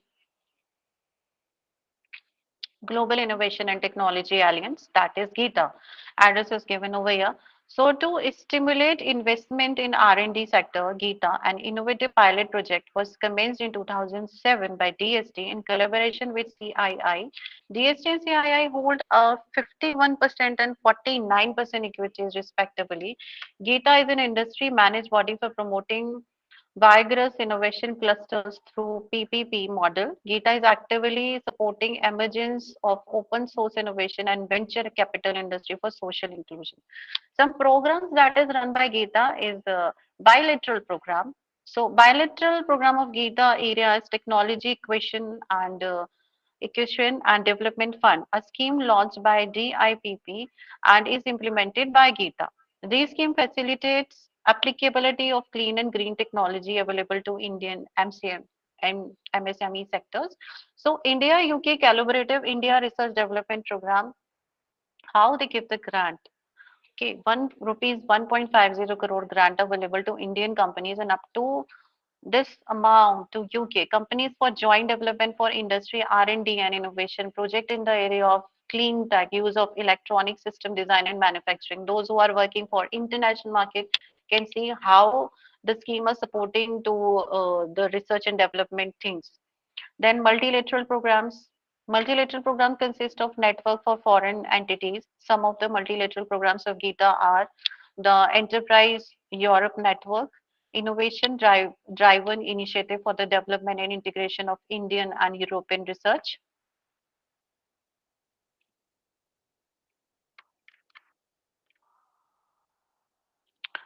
So then we have the another funding agency, that is DSIR. DSIR, that is a Department of Scientific and Industrial Research. How do we are getting the technology sourcing from here? DSIR was established in 1985 as one of the agencies of Ministry of Science and Technology with an objective to pursue activities relating to development of indigenous technologies and subsequently promoting and transferring these technology for commercialization level. So some of the schemes that are run by these funding agency, that is DSIR, building industrial R&D and common research facilities, BIRDCRF. This is the address if you want to visit on this page, Industry R&D Promotion Program, IRDP. Various research laboratories are recognized to avail different type of fiscal incentives offered by the government. It recognizes in-house R&D units, scientific and industrial research organization, SIRO, and public funding research institutions. So common research and technology development hubs that was introduced by Geeta first time. So working with a mandate to encourage technology development and research activities carried out by MSMEs in collaboration with public funded laboratories. Then we have Asian and Pacific Center for Transfer of Technology, assist associated member of United Nations Economic and Social Commission for Asia and Pacific in strengthening their innovation systems. Another one is for patent, very useful for us, patent acquisition and collaborative research and technology. So PACE is basically supporting industry to acquire patentable technology from within the country or overseas, and also to add a value to acquire technology for commercial exploitation in India and also in the foreign markets. Next one is promoting innovation in individual startup and MSMEs. So praise will support institution organization to set up autonomous organization. You have your autonomous organization with host institution for developing state of art technology solution with the aim to help MSMEs clusters and individual innovators. Then another scheme, a very good scheme, that is access to knowledge for technology and development and disseminations. So that is, its abbreviation is A2K plus. If you can see anywhere it is written A2K plus. So this is access to knowledge for technology and development dissemination. This scheme is working for disseminating science, technology, and innovation related information to academic sectors and industrial sectors such as in-house R&D units of industry, SIRO consultants, industry association, techno entrepreneurs, government departments, and others. So we can get a knowledge from here. So this is very interesting thing because we can have, we can access to knowledge in technology. Whatever we want to get, whatever we want technology in our projects or research, we can get from there. Technology development and demonstration program to make industry competitive. Development and demonstration of innovative need-based technology are undertaken by TDPP. It also contributes in strengthening the interface between industry and R&D establishment. So technology development and demonstration program, you can demonstrate any technology from here, you can visit the site. This one is very supporting to the researcher.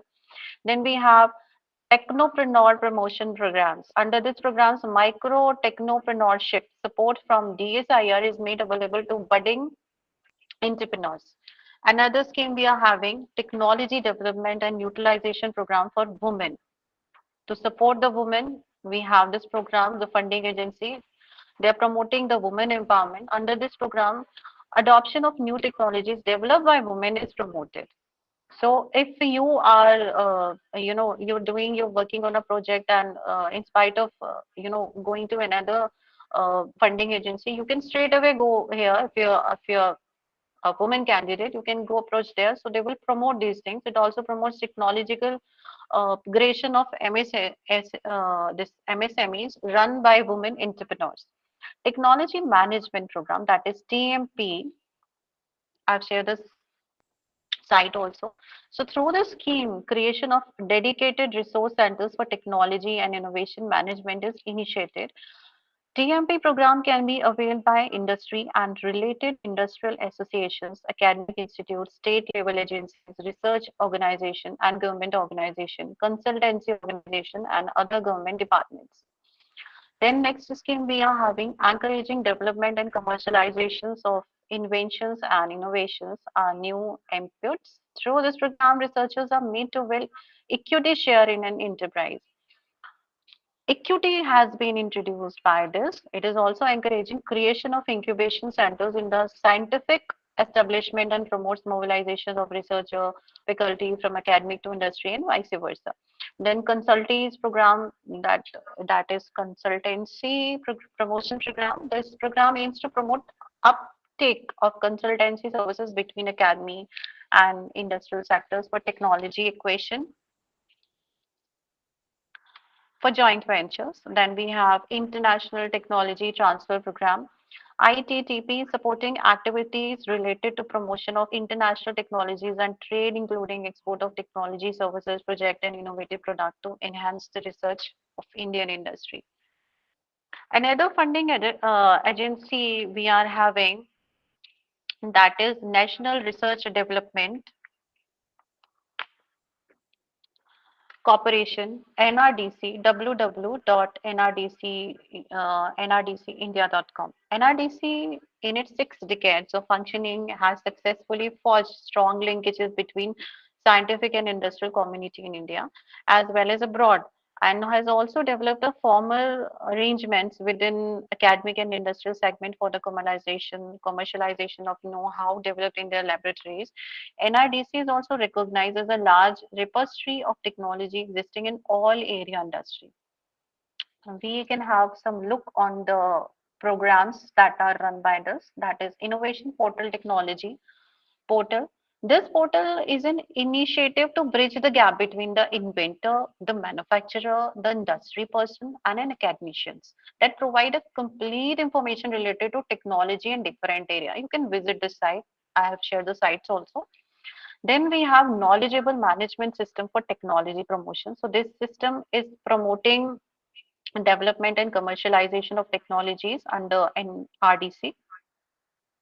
Identification and evaluation of technology is carried out by experts in self-propelled mechanism for value addition leading to complete technology package. Then another scheme is, this one is also very, uh, these kind of schemes are very famous. These portals are very famous. Whenever you need something, it is working for foresting entrepreneurship culture and skill upgradation of unemployed youth, and is also working for capacity building of non-government organization, that is NGOs, by promoting industry oriented projects. This is a very famous portal amongst all. Then we have patent search facility. So if you want to, done a patent thing, if you want to get patent for something, so through this facility, inventors, scientists or technologists can identify and search for patent in patent database at global level. If you're working on any idea or innovation, you can search it from here, whether it is registered or not. It is also provide abstract and bibliographic references from different sources for detailed analysis of desired source or complete review of specific area. You can certainly, if you are want to get patent something, so you can visit this website. Then this one is very famous amongst us, those who are from the publications background. Council of Scientific and Industrial Research, that is CSIR. CSIR has actively endorsed the industrial research through a unique initiative, namely New Millennium Indian Technology Leadership Initiative. One of the CSI most impactful and largest PPP efforts in R&D domain. This program is unique in following inverse risk investment profile, through which focus given on low investment and high risk technology areas. So low investment, because it is not important to get a high pitch for the investment. So it work on low investment with high risk technology areas. Subsequently, investment increase and the project develops and risk decreases. So at the initial level also they have taken the low investment and a high risk, and as the time passes the investment will be high and risk will be low. So it provide IP mapping for continuous tracking of project potential for creating IP portfolio and aids in licensing of IP. Then we have some success stories for this, that is Technology Transfer Group. Largest tech transfer deal in the lab history by value from DST South India based publicly funded laboratory to Gujarat based company. The technology provide a know-how for preparation of an ultra efficient advanced material with broad industrial application. CSIR Tech successfully facilitated a technology transfer deal between a constituent laboratory of SAR at Bangalore-based private company for the process of preparation of herbal formulation. Having patent in India, the technology was licensed to the license for the period of 3 years on exclusive base restricted to one southern state of India. CSIR Tech has contributed to licensing of technology from DAEBARC to young SME operating in environmental technology business. The entrepreneur has initiated efforts to deploy this clean technology into the vast network of government and public undertaking. ISME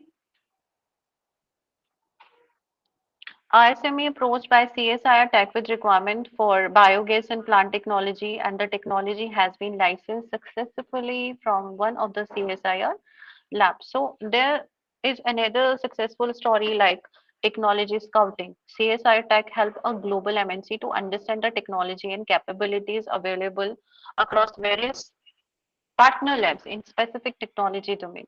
An unnoticed need in the cashew import-export market was to check for cashew sensitivity on the requirement of MSMEs. CSIR Tech squatted for the necessary expertise from across its network for labs, which resulted into a joint development program to address the objective mentioned above. So there are many, many more successful success stories. I have taken some of the stories over here. Another funding agency is Biotechnology Industry Research Assistance Council, that is BIREC.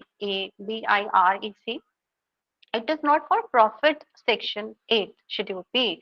Public sector enterprise registered under Indian the Companies Act 1956 and was established in 2012 by Department of Biotechnology. DBT is created BIREC as an one IA interface agencies to stimulate emerging biotech enterprise in India by supporting R&D activities, addressing the national societal needs to make the biotech sector globally competitive. Various scheme that is run by this program is Small Business Innovation Research Initiatives. The address is given over here. A scheme was started to boost up the PPP functioning in the country by facilitating innovations, risk-taking ability by small and medium companies, and bringing together the industry, the public institutions, the government under one roof to promote research in Indian biotech sector. This is very special programs run for the biologists, biotechnology people. Biotechnology Indus Partnership Program, BIPP. BIPP promotes government partnership with industrial sector for supporting path-breaking research in futuristic technological areas along with societal importance. Then we have Contract Research and Services Scheme, CSRC. It aims to enable promotion of academic research having a commercial potential to engage the contract research organization and industry for validating a process or a prototype. Then big biotechnology ignition grant scheme, that is named as big, is made available to scientists entrepreneurs working in research institutes academia to initiative their own startups. To support again for the startups program, University Innovation Cluster, that is UIC. Five university possesses cluster innovation centers. These centers are working to promote entrepreneurial cultures and pursue industry-oriented research having commercial importance. BIRAC Regional Innovation Center at IKP Knowledge Park. It is working for mapping regional innovation ecosystem for Southern India to bring out technologies of commercial importance. Then ICAR. ICAR is an autonomous organization, another funding agency, which was established in 1929. From that time, Ministry of Agriculture and Farmers Welfare. ICAR is composed of 101 institutes and 71 agriculture universities. It's spread all over India and is one of the world's largest national agriculture system. ICAR, all are aware of ICAR. ICR was set up in 1949, holds the responsibility of formulating and coordinating promotion of biomedical research. ICMR has 26 national institute with an aim to promote research in area of medicine, public health and related areas in the country. ICMR has introduced a couple of schemes from promoting industrial research such as health system research cell, and aimed at strengthening the Indian health system to address the health need of the citizen by encouraging research in health sector under PPP mode, intellectual property right, IPR units. Unit provides technical and legal support on IPR related areas for ICMR sponsored the research Defense Research and Development Organization, that is DRDO, a very this is very well known funding agency under the public sector. DRDO was established in 1958 by Ministry of Defense and Department of Defense. Research is dedicatedly working toward attaining self-reliance in Indian defense system. For almost no industry base way back in 1950s, and it has now close collaboration with 1,000 industries. Some of the programs and scheme that is run by DRDO, that is the DRDO FICCI Accelerated Technology Assessment and Commercialization Program. So this program is working to create a commercial pathway for delivering technologies developed by DRDO to industries. This is one of its kind programs institute by DRDO in association with FICCI to promote technological developed at DRDO at national and international level. ER schemes. The ER schemes support the instrumentality of memoranda of collaboration between DRDO labs, industry, and academy. So this is also a link between amongst all these things, that research, the lab, industry, academics. Then we have grant in aid scheme. Also, I have given the address of this. So R&D board has started grant in aid scheme to the nurture the scientific talent and to develop facilities in higher education institute and other research centers including industry. So university can pass their grant from there. If they have the proposal, and they can have the grant in hand. Then other agency for promoting the industrial policy and programs, that is Department of Industrial Policy and Promotions, that is DIPP.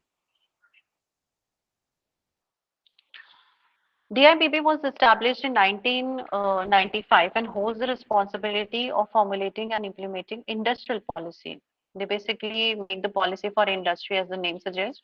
It also facilitating investment in technology flows from public to private sector, along with monitoring industrial developments. Some of the programs that is run by these is industrial corridor projects, sector schemes involving industrial corridor projects such as Delhi Mumbai corridor projects spanning 6 states have been initiated. Aims to generate strong economic base to enhance investment and accomplish sustainable development in both public as well as in private sector.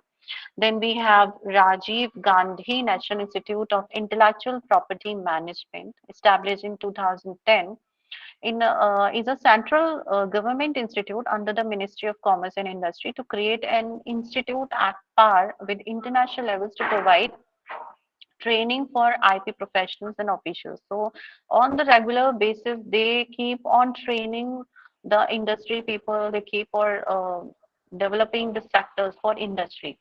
Project-based support to autonomous institutions. This can provide grant in aid support. Again, you can pass your grant from here if you're an industry people. This can provide a grant in aid support to autonomous institution in order to strengthen them and provide technical support from enhancing industry competitiveness. Invest India. Invest India is again the popular among industry people. It is a joint venture company, not for profit company of DIPP, FICCI and various state governments with shareholding of 45%, 51% and 4% respectively. It holds the responsibility of facilitating investment in R&D in India. Then we have Atal Innovation Mission, that is AIM, with self-employment and talent utilization program. It aims to organize startup, one of the site for startups again. It aims to organize startup fairs to showcase innovations. It provides collaborative platforms and facilitate harnessing private sector expertise. Then we have another funding agency that is for DAE, that is Department of Atomic Energy. It was established in 1954 under the direct charge of the Prime Minister of India, consists of 5 public sectors undertaking 5 research centers, 3 industrial units and service organization. DAE is actively engaged in promoting R&D in radiation technology in the field of basic and industrial related research to agriculture, medicine and nuclear power. So you can see the what I have shown the in the previous slide the objective of R&D, that is multidisciplinary, how they interdisciplinary role they act. So R&D faces, if R&D interface the multidisciplinary role also. So we can see the agriculture, medicine and nuclear power technology. Some of the schemes that are run by this program is nuclear fuel complex. It is a major industrial unit of DAE. This complex provide the material, nuclear fuel reactors and bundles required for carrying out research in nuclear technology by the industry involved. Then heavy water board, it is constitutes a unit of mineral sectors and industry which hold the responsibility of producing and supplying heavy water for research purposes to private industry. Then we have board of radiation and isotope technology, that is aimed to bring benefit for the radioisotope application associated technology to industry sector, health sector, and agriculture sector. So BRIT is working in close collaboration with industry to provide various desired products and services. Several venues in industry you can see such as Apollo Agro, Gujarat, Aligned Industries, Avanti Mega Food Park, and electromagnetic industry are closely associated with DAE. BARC Entrepreneurs Corner Technology Transfer and Consultancy and Scientific Services, dedicated Entrepreneurs Corner cell has been established in BARC and is responsible for interaction with industry, academy, and research institution for technology transfers and consultancy services. So then we have again Patents and Technology Transfer Cell at Indira Gandhi Center, Atomic Research, IGCAR. This cell was established in IGCAR Kalapakkam with an aim of displaying the DAE technologies to the industry, which can be readily take up the technology and commercialization them.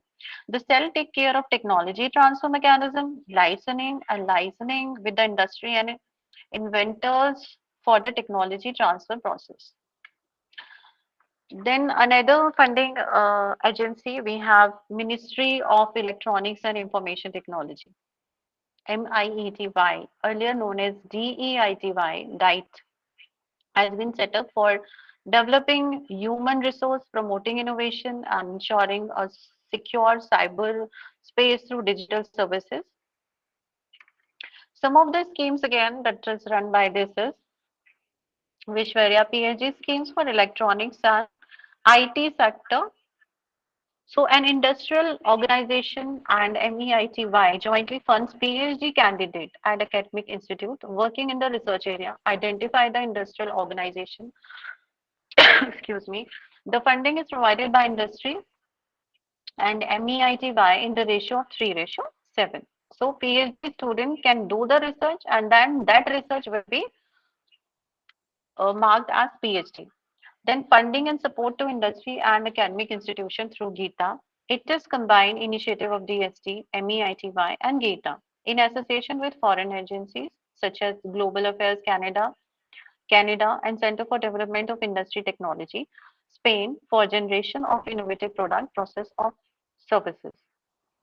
Schemes of financial assistance for setting up of electronics and ICT academics.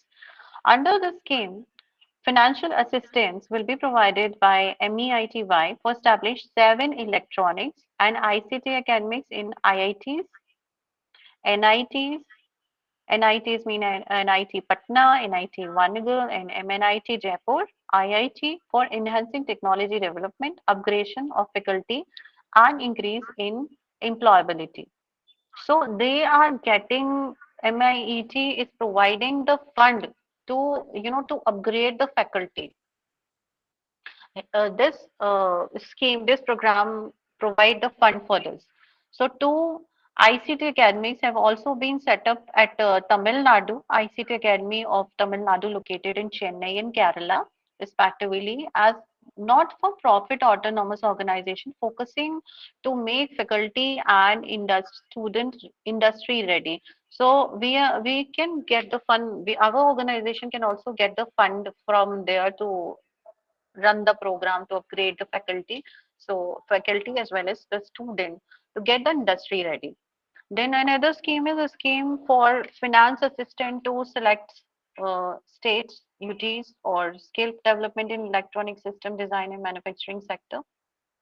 As you can see the graph. So here, this is the graph, Indian scientific publications output, because when the faculty is getting the fund to get upgraded by some institution or under any schemes or program, you can see how the research is going from 2000 to 2020. Indian research publication trend, this trend is directly increasing. So with the help of these interfacing programs and scheme, we can see how the research is going in upgrading trend. So would like to conclude the things in one hand that research should be more country oriented. What happened that when we start the research, we want an international research. It happens with us all that once we go for the international things, we work on the international problem. We think for international problem rather than thinking for our own society problem. We go the research go for that problem because we are reading that 100 times we have read the journals, 100 times we are think for international things because we are reading them.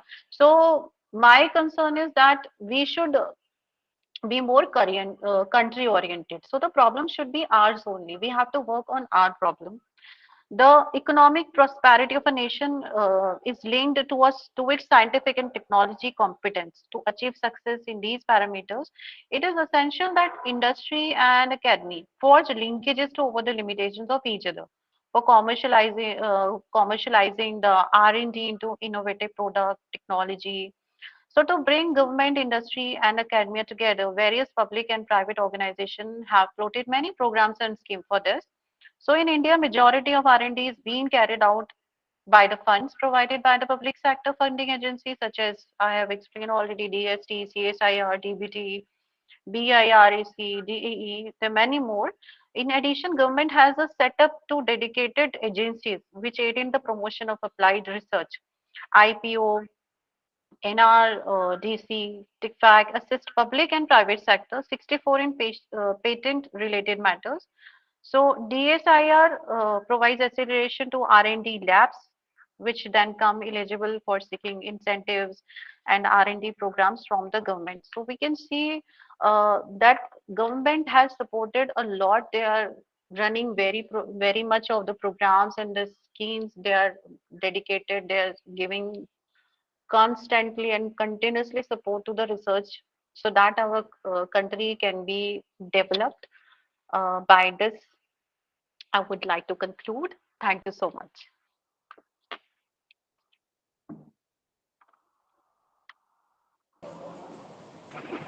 Thank you, Akshika ma'am. I would like the audience to ask any questions with the ma'am. Meanwhile, I will check if the third speaker is ready or not. Just a moment. Akanksha ma'am, you may continue, please. Hello, Akanksha ma'am. Hello. Yes, ma'am. Uh, your presentation was very informative. Thank you for that. And ma'am, I want to see your first slide of the PPT where that shloka was written. I think that was slok or what? Yeah, there was a shloka. I just give me 1 minute. Anji, ma'am, I want to write it for my students. Oh, okay. I hope this is visible. Yes, ma'am. Can I stop sharing now? No, ma'am. For more time, please. Okay, okay, just a minute. Done, ma'am? Yes, ma'am. Thank you, ma'am. Thank you so much. Requesting participants to ask questions, if any.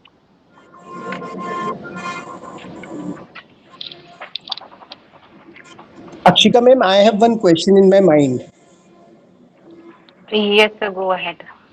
I just wanted to ask you, what a lesson you would like to give to the entrepreneurs as far as R&D is concerned. Matlab, how much role, how much in terms of percentage is the role as far as the factors, various factors are concerned, and what is the contribution of R&D? What do you think as far as percentage is concerned for entrepreneurs? So for entrepreneurs, like whenever, like you start up with your general, okay, this is a very common thing that if we want, we have some idea, so we go for the generals, we keep on, reading the things, reading of the general.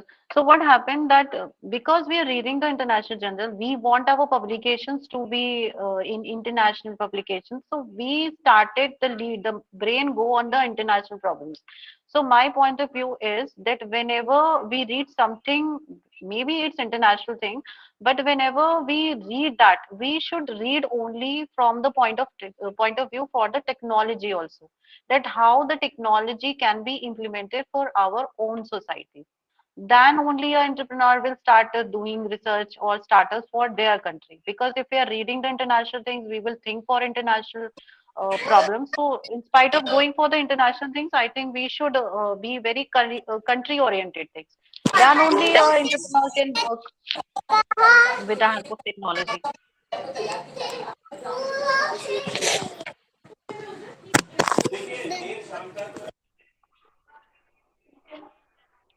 Sir, I think Yeah, I my think there answer is is some complete. If you disturbance. want to Yeah, ask yeah, yeah. anything else.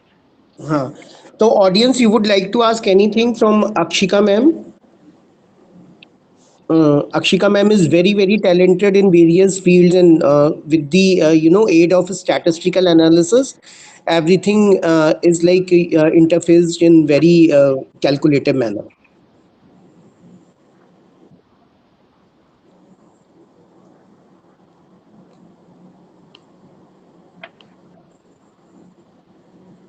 Okay, I think, ma'am, everything is crystal clear to the audience.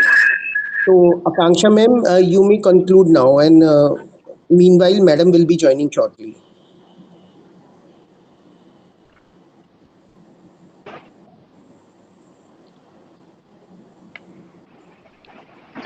Thank you ma'am thank you so much जो आपका starting था that is started with Rigveda आपने उसको properly and then फिर आपने उसे conclude करा कि कंट्री ओरिएंटेड हमें रिसर्च पे मतलब जो हमारा फोकस होना चाहिए that is basically country oriented and मैं ये कहूँगी जो स्टार्टिंग से आपने चीज़ों को मर्ज किया कि जैसे यस इट इज़ ट्रू कि जितने भी हमारे वेद हैं स्कल्पचर्स हैं या जितना भी हमारे पास में रिच लिटरेचर अवेलेबल है उसी की ही वजह से हम लोग इतने प्रोफिशिएंट और एफिशिएंट हैं रिसर्च में और जीरो भी यहीं पे ही बना था बहुत सारे फॉर्मूलाज भी यहीं इन्वेंट हुए थे और आज भी अगर हम बात कर रहे हैं गवर्नमेंट ऑफ इंडिया भी बहुत ज्यादा सपोर्ट कर रही है and yes with the view point of the entrepreneurs R&D definitely is an essential driver for economic growth and it influence the innovation invention and progress तो यही that's the conclusion which I would like to give to this session that agar hum log will be spending the time in the R&D that would can lead to the breakthrough to drive profits and well-being to the consumers in future.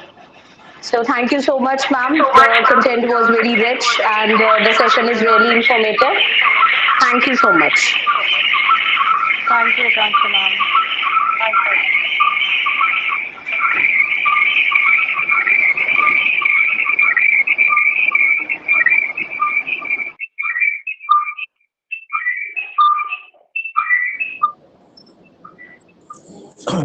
Okay, our next speaker will be joining shortly, and just have a patience for some time. Dr. Madhu, ma'am, have you joined? Ma'am, I just had a word with her. She will be joining shortly. Ma'am, have you joined? Dr. Madhubala Sharma, ma'am? Yes, sir, I have joined. I'm just sharing my screen. Okay, okay. Okay. Akanksha, ma'am, is requested to start the next session, please. Ma'am has joined. A very good noon from my side. Now we'll be having our session. We'll be starting up with our third speaker, Dr. Madhubala Sharma. She is a professor and head MIT Business School, a young dynamic personality who is very lively, active, and always striving hard for growth and improvements in future. She is PhD from AKTU Lucknow and double postgraduate MCom and MBA. Her rich 10 years experience in corporate proved her well and more than 12 years serving great experience as an academician. She is a researcher and published various papers and patents. She also bagged international and national certifications for participating and conducting the FDPs. Apart her, she is a resource person in financial literacy program which is organized by government. And I'm very grateful to have you here, ma'am. And it is like I can understand being in head of the department, taking the time in such activities or conducting the level as a speaker is really tough. And I'm very grateful to have you here and requesting to please continue. Thank you. Your mic is muted, ma'am. Okay, thank you, Kansha ma'am. My pleasure, ma'am. Okay, thank you, Ankur sir, for giving me the opportunity to present Thank you, ma'am. myself in Thank you, the ma'am. session. So, good afternoon, all of you. In the series of the 4 weeks FDP, one more session is provided to me, and it's my privilege to share my views on the loan disbursement process. So before moving to the loan disbursement process, few things must be clear, and we will focus on that particularly. So first I want to know my screen is visible to all of you. Yes, ma'am, it is visible. Okay, sir. So the topic is financial options and its processes. So moving forward to the topic, first of all, we have to understand what is the MSMEs, and I think before the 3 weeks we are discussing about the MSMEs criteria. So if we talk about the MSME criteria, micro enterprises, small categories enterprises and medium enterprises are categorized on the basis of the investment and their turnover. Micro enterprises, if the investment in plant and machinery not more than 1 crore, and if the annual turnover not more than 5 crore. If the company's turnover and investment is accordingly, it will be treated in micro category. And if this will be greater than 1 crore in investment, and if this is greater than the 5 crore apart from the turnover, it will be treated as the small enterprises. And in the medium enterprises, investment in plant and machinery should be more than 10 crores, and the but not exceeding the 50 crores. Annual turnover should be more than 50 crore, but it should not be exceeding the 250 crores. So in this way, we can classify the micro, small and medium enterprises. Now we are talking about, okay, what is the significance of MSME in Indian economy? In the Indian economy, we are rapidly changing. Government of India is taking too much initiative for the growth of the nation. Micro and small, medium enterprises plays a crucial role in driving economic growth, fostering innovation, generating employment opportunities, and promoting equitable development in many countries around the world. This is very important. If there is a regenerations of the generations of the different kind of the MSMEs, and if we are expanding businesses of the MSMEs, there will be a great employment opportunities, and by this way we are reducing the poverty level. Apart from this, innovation and entrepreneurship opportunities will be also enhanced. Local industries will be promoted as well. It will also help to enhance the social inclusion of the society, and it will also help the dynamic growth in the flexible and dynamic growth. By the way, by this way, development of entrepreneurial ecosystem is also played a crucial role. Moving forward to the significance of finance for MSME. As we all know, finance is very important for any kind of the business. There is a different kind of the sources for the finance. If we talk about the simple in the simple way, for any businesses there is a two sources of finance. First one is the debt, second one is the equity. But in the case of MSME, sources are same, but there is a quite different things, because it's a government initiatives to promote the MSMEs. So there is a different kind of the things which are government of India provided, like the incentive schemes, tax incentives schemes is also there, subsidy schemes is also there, and the different kind of the schemes in which startup loans, capacity building loan, different kind of the loans are provided by the government of India under the like SIDBI, NSICs and KVICs. Different kind of the loan schemes are available. So if we talk about the significance of finance for MSMEs, this is very important, कि how to access the capital for starting or expanding businesses, entering new markets, and investing in technology. They also assist in managing day-to-day operations, fostering innovations, building capacity, and mitigating the risk, ultimately contributing to job creations and poverty alleviation. Overall, loans play a vital role in supporting MSME growth and fostering inclusive economic development. First of all, if we talk about the access to capital. So how can we access the capital? We can access the capital via the different kind of the sources which are provided by the different initiatives. We can expand our businesses by the help of the finance.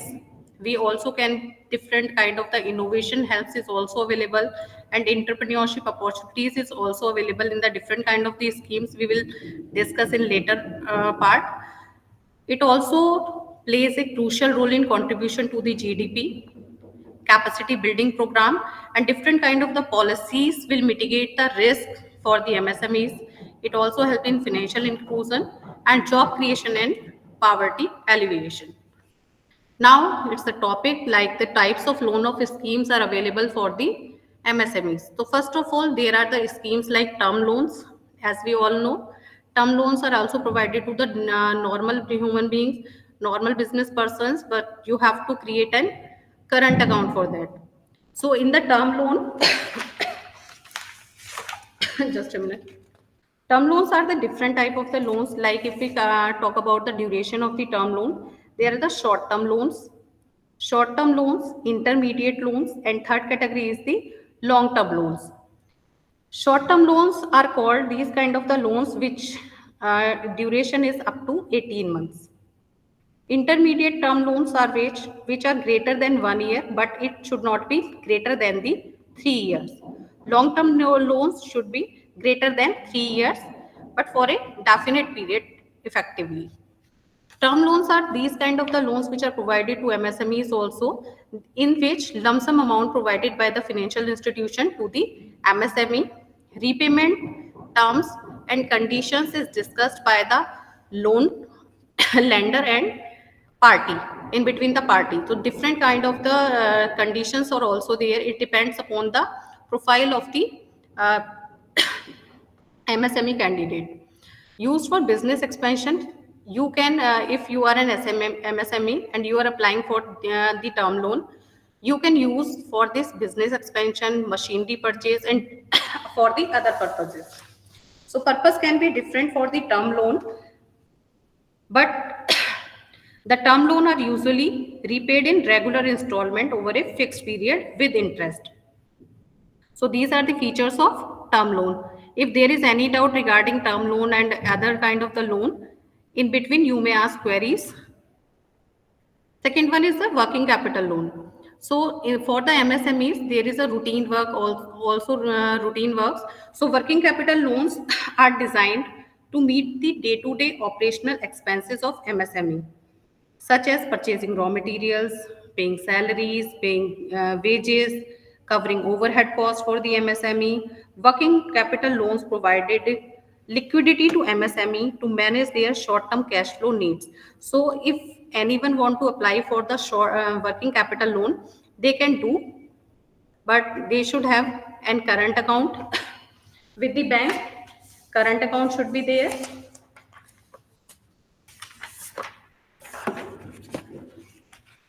and you have to give the proposal to the banker that we are applying for the working capital loans. And we also have to submit our cash flow statements and the financial statements to the lender, that these are the cash flows during the entire period. So short term, they can assess our financial liquidity, okay, how much loan should be provided to the borrower. So if we concise the working capital loan, short-term financing for day-to-day operations, we can understand these loans can be used for any kind of the activity which takes place in the day-to-day environment. It will helps in managing cash flow fluctuations, covers expenses like raw materials, salaries, wages, overhead expenses, etc. The third category of the loan is the CC limits. This is popular as the CC limit. If the full form, we are going to the full form, credit line or overdraft facility. This facility is also provided to the individuals also. For this facility, the borrowers borrowers profiles to be checked by the bankers or lenders. Pre-approved credit limit will be provided by them. You can withdraw your funds as you required at the time, but the interest rate will be charged on the utilized funds. This facility offers flexibility in managing different kind of the cash flows. Equipment financing. Different kind of the loans are also provided by the financial institutions for the equipment financing to the MSMEs, financing for machinery and tools. In this kind of the loans, favorable terms like longer repayment periods are also provided. This kind of the loan enables the borrower acquisition of necessary equipments. Government subsidized loan. Government of India has also provided different kind of the loan schemes in which subsidies are also provided. In this, a scheme is also there in which Government of India gives the subsidy to on the interest rate. You reduce collateral requirements, extended repayment periods are also provided. MSME loan guarantee scheme. Portion of loan guaranteed by government or specialized institutions mitigates risk for lenders, encourage lending to MSME. Next is the trade finance, support import-export activities. In the trade finance scheme, this scheme is also provided to that kind of the industries which are dealing in the import and exports, provides working capital for procurement, facilitates international transactions, venture capital and equity financing. Exchange ownership stakes for capital, long-term funding support, strategic guidance for the growth. These are the main features of this kind of the loans. Now we are moving forward to the subsidies and incentives provided by the government of India. So interest subsidy schemes, in this interest subsidy schemes,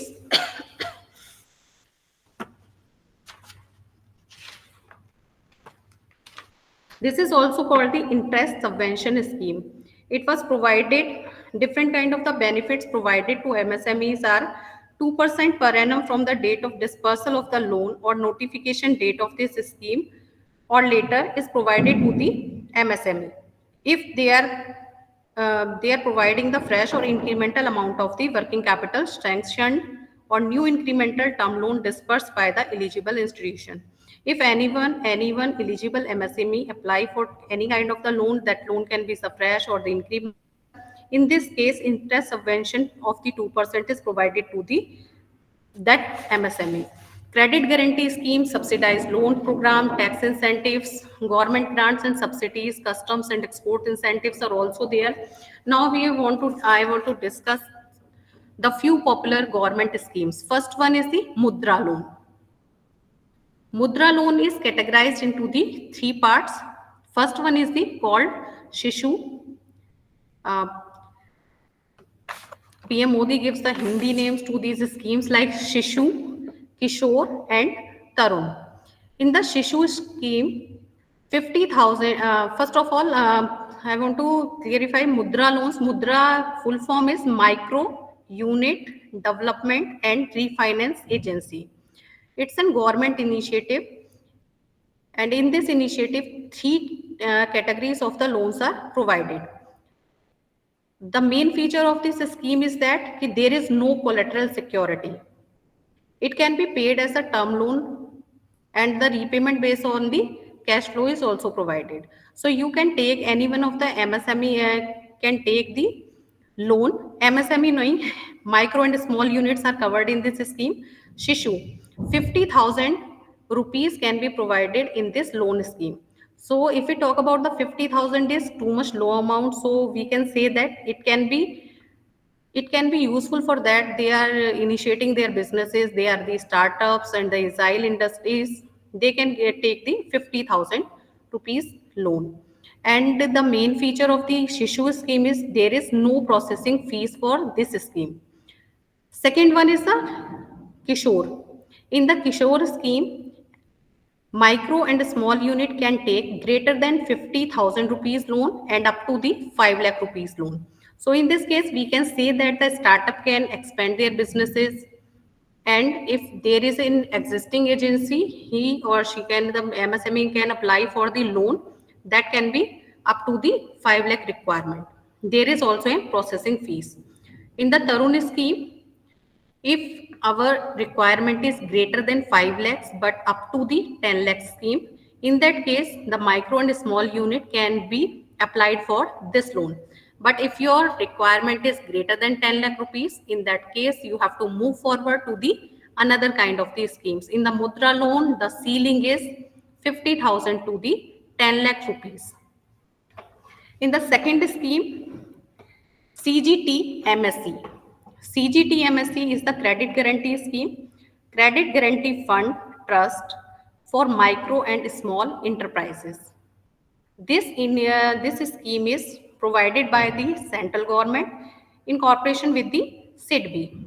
In this scheme, central government and SIDBI give guarantee to the banks or the financial institution on behalf of the micro and small unit that if they will default the loan, in that case government will provide the guarantee for certain kind of the certain percentage of the loan.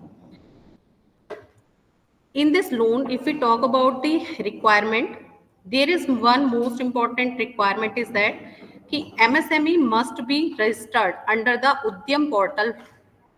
If anyone is not registered on the Udyam portal, they are not entitled for the loan under the CGT MSC schemes. There is a certain exemption for the not eligible. There is category who is not eligible for this scheme: educational institutions, training institutions, wholesalers, agriculture businesses, and self-help groups cannot apply for the CGT MSc scheme. They are not entitled in this scheme. So only the retailers and other kind of the MSMEs are eligible for this schemes. In this scheme, a total of the loan amount can be the 5 crores, but the guarantee is available up to the 2 crores by the government of India. There is different kind of the ratios. You can write down the ratios. Uh, if the loan is up to 10 lakh rupees, 85% of the default payment is the guaranteed by the government of India and SIDBI. If anyone is the retailer, 1 crore and he can apply and the retailer applied for the 1 crore loan, 50% of the guarantee will be given by the government. If the other than the retailer, guarantee amount is a loan amount is a 2 crore, in that case 75% guarantee amount will be given by the SIDBI and central government. In case of the woman entrepreneur, 80% of the amount will be guaranteed by the government. Below 10 lakhs, there will be no report. There is no requirement to submit any kind of the report. If we talk about this scheme, this scheme looks like it is very important, it is very effective, but at the ratios shows, according to the 2022 report, 45,800 crores loans were disbursed. In the 2023, 38,800 crores loans disbursed under the CGT MSc scheme. But if we see the reports at a glance, it shows that most of the loans are the below than the 10 lakh rupees, and the average ticket size of the loans were 4.50 lakhs. In spite a loan scheme is showing the crores of rupees, but the maximum majority of the MSMEs are applying below than the 5 lakh rupees loans in the past 2 years. Next scheme is the, if I can say कि CGT MSME की how can we apply for the CGT MSME scheme? So we can apply for this, but there is a certain requirements.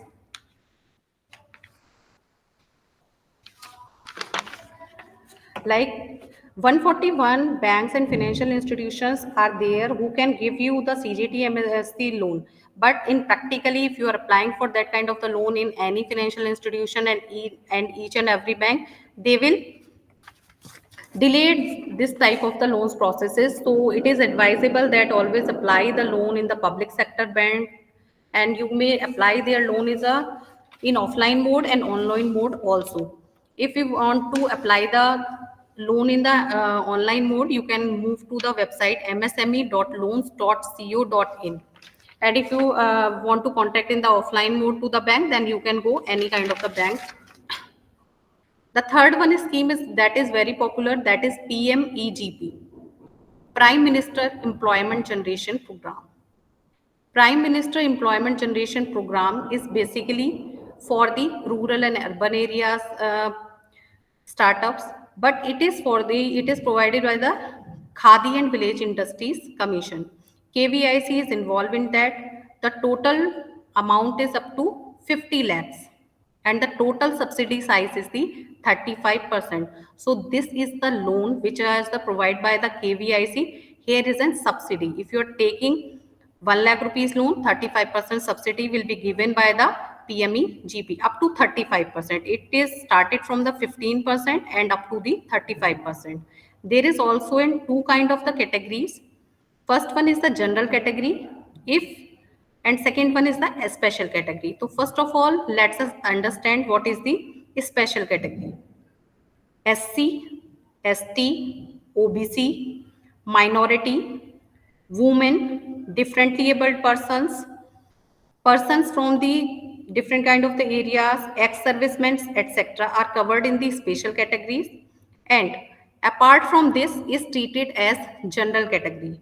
So if any MSME is covered under this kind of the loan and apply for this loan in urban sector, they are provided 25% of subsidy. Suppose you are applying for 50 lakhs rupees loan, you will get subsidy up to 12.50 lakhs by the government of India.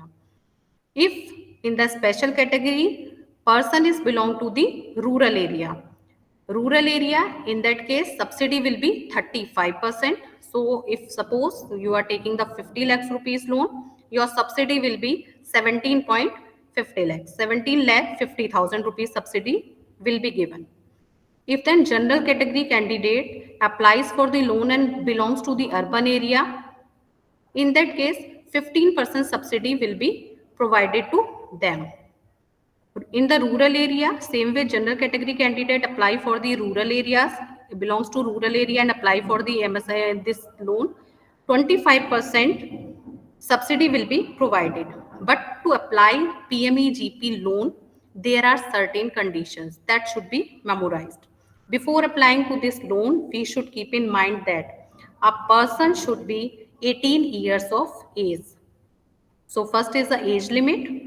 You must be the 18 years or greater than the 18 years. The qualification criteria is here 8th pass. That is too low, but there is a certain condition कि 8th pass तो candidate होना ही चाहिए. There is no income ceiling. If you are earning a lot of income, then you can also apply for the KVIC scheme. The next is proprietorship firm only. So only and only proprietorship firm can apply under this scheme. Other than the proprietorship firm, if you are in partnership, LLP or any other institution, you cannot apply for the PMGP scheme. And one more thing is here, it can be provided only for a new project. If you are taking any kind of the loan before this like Mudra or CGTM SME, yes, Sfurti or the Aspire, you cannot apply for this loan. PMEGP is only provided to a for a new project. The project can be any kind of the project, but it's related to the proprietorship concern and it should be related to the industrial development and traditional kind of the businesses. One more scheme is also here, schemes of fund for regeneration of traditional industries. The name is too big, but the small form is called Sfurti. Sfurti scheme is launched in 2005 for the MSMEs. It is also the nodal agency for this is also the KVIC. Khadi Village Industries Corporation is also here. This is the nodal agency. It is this scheme launched to promote the cluster developments of the Khadi and village industries. This scheme is provided is also into the two parts, regular clusters and the major clusters. So regular clusters means in which 500 artisans and the businesses are lying. In that case, you can apply for the loan up to 2.5 crores, and if the major clusters is there, major clusters means the greater than 500 artisans are there, you can apply for the loan of 5 crores. So this is about the Spurti scheme. Next one scheme is the Aspire. Aspire is a scheme for promoting innovation, rural, industrial and entrepreneurship. So, startup businesses to promote LBI and TBI. LBI means livelihood, sorry, livelihood business incubator, and TBI is belongs to the technology business incubator. This scheme is promotes innovation and entrepreneurship through rural livelihood programs and technological programs, and this is provided for the startups. So excuse me for a minute. So sorry for the interruption. There is also schemes for the custom and export incentives, subsidies for the infrastructure development, training and capacity building subsidies. So different kind of the programs, there are the too much initiatives are provided by the government. We just discussed that few in which government has provided maximum benefits to the MSMEs, and these are the popular schemes of the government. There are different kind of the schemes also there, custom and export incentives, in which the government of India provided the customs duty like import and export duty incentives, and infrastructure development, there are the some kind of the infrastructure development, and there is a too much schemes of the under the CGT message like the PM Mitra, PLI schemes. You can move forward to the schemes. There is too much criteria in these kind of the scheme, like the for promoting the jute sector. There is a different kind of scheme, silk sector. Here is a cotton sector scheme, handloom sector, handicraft sector, Bharat Tax 2024. So these schemes are related to the sector specific schemes. So sector specific schemes can be seen by those who are applying for the sector specific like the things. And there is few things. Agro based scheme, there is one more scheme that is quite popular. Its name is Aspire, and this Aspire scheme is given to the agro based sector, technological innovation and EDP, and it is also provided to the non-profit organizations. So these are the common schemes like Mudra, Spurti, Aspire, PMEGP, CGT, SME. And rather than these schemes, these are the center specific schemes like customer export, infrastructure, training capacity, jute sector, infrastructure development. So if you are applying for these kind of the loans, you can go to that portal for that schemes.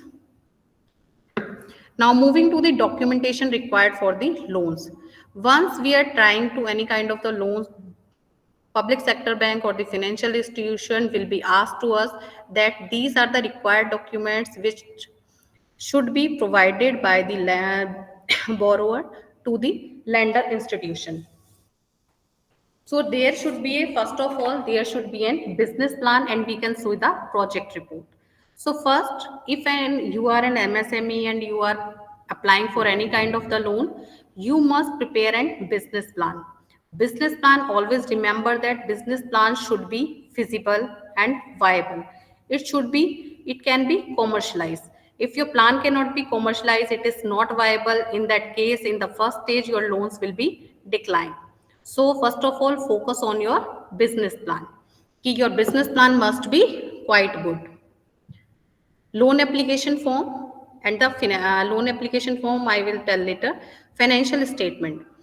If you are not new in the business, we are an existing MSME. In that case, we have to produce our earlier financial statements to the lender institution. And if we are in a startup, in that case, the MSME owners can financial statements can be given to the organizers, because lender institution want to check the credit worthiness and repayment worthiness by the borrower. So if they want to check the credit worthiness of ourselves, in that case financial statements are most important point. So balance sheet, profit and loss account and cash flow statements are required to submit. And most of the cases, it is found that the last 3 years financial statements are required by the bank statements. Your bank statements print out and the soft copy will be provided to the lender institution. Minimum 6 months and the maximum 1 year bank statement can be called by the lender institution. They will check the bank statements transaction to check the credit worthiness and defaulter system by the. If we can say there is, किस तरीके से हम check कर सकते हैं, like there is an candidate who is providing his bank statement. So bank can check these kind of the transaction. We can regularly place in the banks, like 10,000 per month EMI is deducting from my account all over the year. So bank can check that my installment is delayed sometime, or check bouncing system is there or not, कि कभी कभी installment break हो जाती है due to the defaulting payment. So these kind of the things can be checked in your bank statements, कि there is deficiency of fund or sufficient funds are available there. Next is a business registration document. Your business must be registered. If you are an MSME, you must be registered in the Udyami portal, or you can register yourself in the MSME. You can register yourself in the registration society. If you are in proprietorship concern, proprietorship should be registered. Partnership, partnership deeds. If you are an LLP, LLP registration. So you are running under any kind of the organization, business registration documents should be there and they should be validated.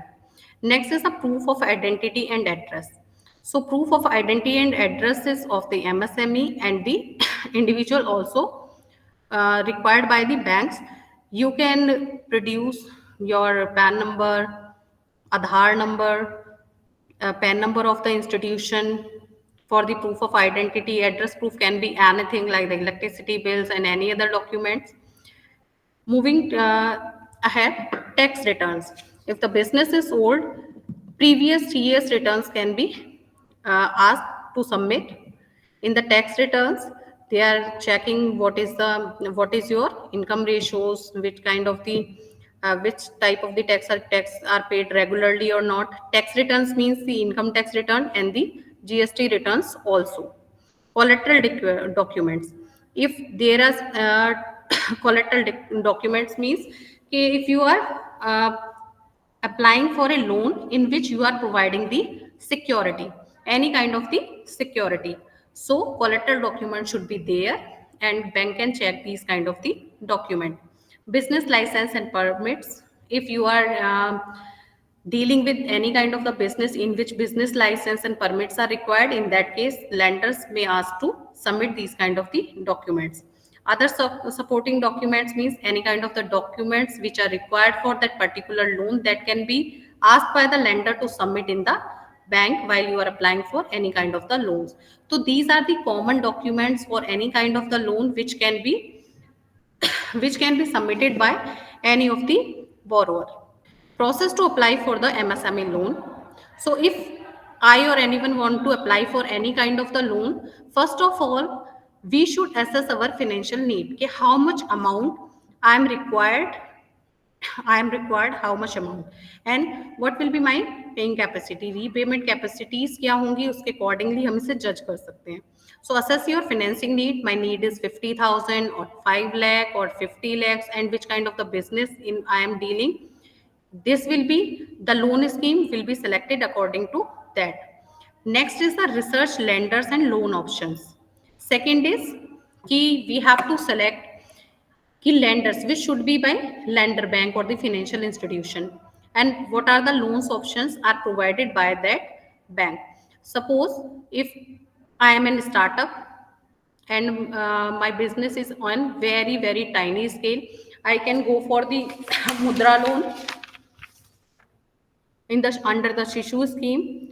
If I don't want to I don't have any collateral to deposit and my business can be up to the 10 lakh rupees, I can go for the Tarun scheme also.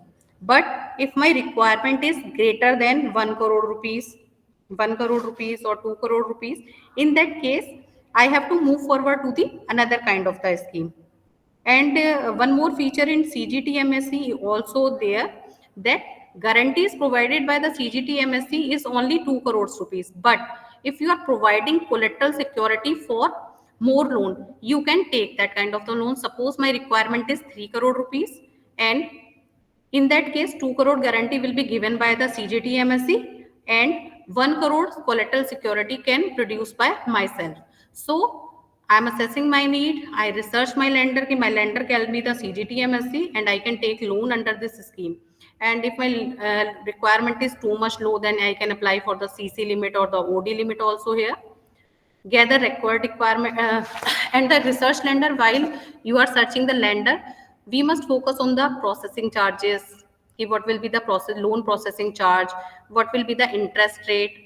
What is the repayment schedule? Bank is charges any prepayment charges or not? So these kind are the common points we should search before applying for any kind of the loan in any bank. So collect that documents, collect that data, and after that analyze in which we are compatible, we are paying the less interest rate and the flexible terms and conditions. After that, decide the lender. In the next point, gather required documents. Each and every kind of the loan and each banker give you the different kind of the required documents. Some are common, but some can be different.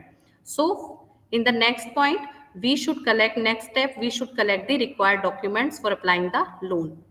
Next, prepare your business plan. On the basis of above points, we should plan our we should plan our project. We should write our project. If we are enough capable to prepare our own project report, then it's okay. Otherwise, we can take the help of the experts to prepare our business plan. After that, we must contact to the chosen lender. The offline mode, you can visit the bank branch or the financial institution branch to To apply for that loan, you can contact to the bank manager or the credit manager that we want to apply for this loan, and what will be the schemes, what are the terms and conditions for this. After that, complete loan application form, collect that loan application form there and fill it up. Submit required documents. After the filling the loan application form, submit required documents along with the loan application form. Wait for some time for the loan processing. If your loan is processed, in between you may ask for which stage my loan is taking. If the bank required any kind of the other document from you, they can ask, and in that case you must submit that document. Loan approval and disbursement. After that, loan will be in the process, and in some cases loan can be approved, which shows online that in the one day can MSME loan can be disbursed, but practically it takes time. So after the 1 week or 10 days, loan can be approved and disbursed to you. Utilize fund wisely. When your loan is approved and amount is credited to your account, you must spend your loans wisely. Do not do such kind of the things that you are taking the loan for the equipments and plant and machinery, or you are spending on the working capital requirements. So please do not do that. If you are doing such kind of the things, loan you may be the defaulter in that case. So utilize your funds very carefully and utilize your funds according to the according to the terms which are applied for that. Monitor business performance time to time. Business performance will be monitored, like if you are taking in a stock loans and the daughter's loan, it can be revised timely.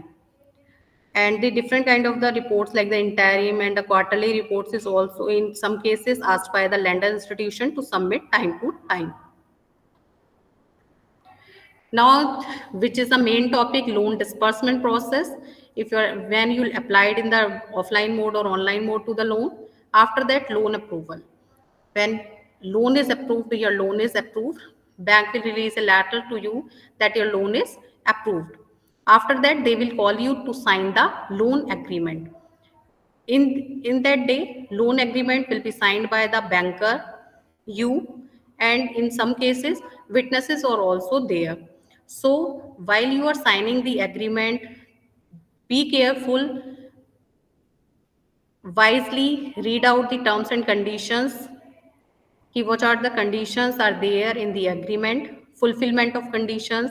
In next case, if there is any kind of the condition apart from the earlier documents produced by you is asked by the lender institution, you must fulfill that. Disbursement request. After that, disbursement request will be generated. Verification and approval. After that, verification and approval from the lender institution will be done, and after that they will release the funds to you. So bank will release the fund in your account. After that, MSME can utilize their fund. Repayment commencement will be start when you are utilizing your funds starting. Repayment will be start according to the terms and condition. Time to time, you and the lender institution will monitor and report will be submitted to that. And at the end of the tenure, suppose you are taking the loan for the 5 years or 10 years, your loan will be closed. In some of the cases, if you have the sufficient fund, you can apply for the prepayment scheme. But in the prepayment system, some banks are charging some kind of the prepayment, so prepayment charges, and in that way, that closure of the loan account can happen. So if we conclude the whole over process of the MSME are very important for the Indian economy and the Indian economic growth. They are contributing approximately the 30% of Indian GDP, and they are exporting approximately the a great percentage in the economy. They are generating over 120 billion jobs across the regions. But despite that, they are contributing to the economy, but they are facing different kind of the challenges. They are facing the challenges access to finance just because of their lack of knowledge, lack of knowledge in the schemes. They often lack the necessary collateral. Sometimes they are not having the collateral or the credit history. So it is difficult for some time to secure loans. Conventional banking channels are also not there. So, but the advent of a robust financial service technology ecosystem in India is proving to be a game changer for MSME credits. Now the NBFCs, non-banking financial companies, and fintech companies are creating new opportunities for MSME finance. Also, Government of India is taking active steps to enable the financial inclusion of the MSME by rolling out various types of the MSME loan. Different kind of the schemes are also there. Even there is also an schemes which are state specific. State specific schemes are also there if you belongs to any kind of the state. If we talk about the state in which we are living in the Uttar Pradesh, there is a different kind of the scheme like capital interest subsidy. Capital interest subsidy is provided to the up to the 5% per annum for the 5 years. Infrastructure interest, industrial quarterly development subsidy is also provided for the at the rate of the 5% for 5 years. Electricity duty, 100% exemption to all new industrial units set in UP for next 10 years. So in the different kind of the states, rules and policies are some policies are different for the MSMEs. Tax benefits is also provided by the government to attract the MSMEs growth. So thank you from my side. If you have any questions related to this or any kind of the scheme, you may ask.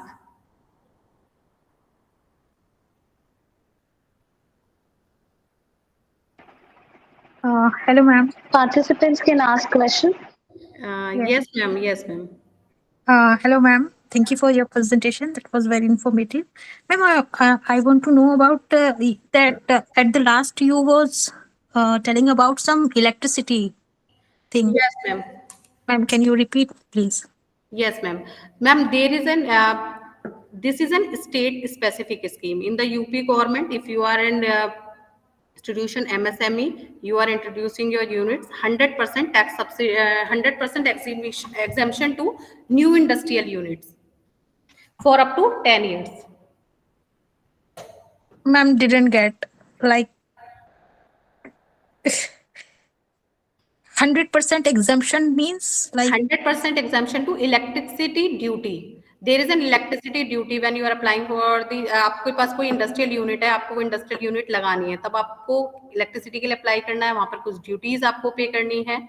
ठीक है, okay, that आपको पे duties करने हैं, that तो आपको next 10 years तक आपके लिए इलेक्ट्रिसिटी फ्री ऑफ कॉस्ट है. बट oh, आप इंडस्ट्रियल यूनिट होने चाहिए उसके लिए, और आपकी जो okay, ऑर्गेनाइजेशन है वो यूपी स्पेसिफिक हो, तभी मिलेगी ये गारंटी आपको, अदरवाइज नहीं मिलेगी. okay, अगर ma'am. हम यूपी से बाहर चले गए और हम उस एरिया में नहीं आते तब नहीं मिलेगा ये. Okay, ma'am. And ma'am, you said that you can take help for the business plan writing. So where we can get like expert? Expert can be the chartered accountants Okay. or advocates or someone, the MSME experts, or even the online few experts are available. Okay, ma'am. Okay. Oh, one more question. That ma'am, you have used the line that guaranteed for the loan guaranteed by 70% by government. What does this mean? Means ma'am CGT MSC में scheme जो है उसके अंदर है ना, उन्होंने categories बनाई है काफी सारी, तो उन्होंने उसे कैटेगराइज किया है 50%, 75%, 80% and 85%. So if you are an retailer, Okay. your business is related to retail, हाँ in that जी. case the guarantee provided to you will be for the loan amount. जैसे लोन अमाउंट आपका था 1 करोड़, तो आपको जो गारंटी वो दे रहा है सिडबी और सेंट्रल गवर्नमेंट आपके बिहाफ पे, वो होगी 50 लाख रुपीस के लिए. मतलब अगर मैंने लोन का पैसा नहीं दिया बैंक को, तो 50 लाख रुपीस गवर्नमेंट ने गारंटी ली थी बैंक को वापस करने की.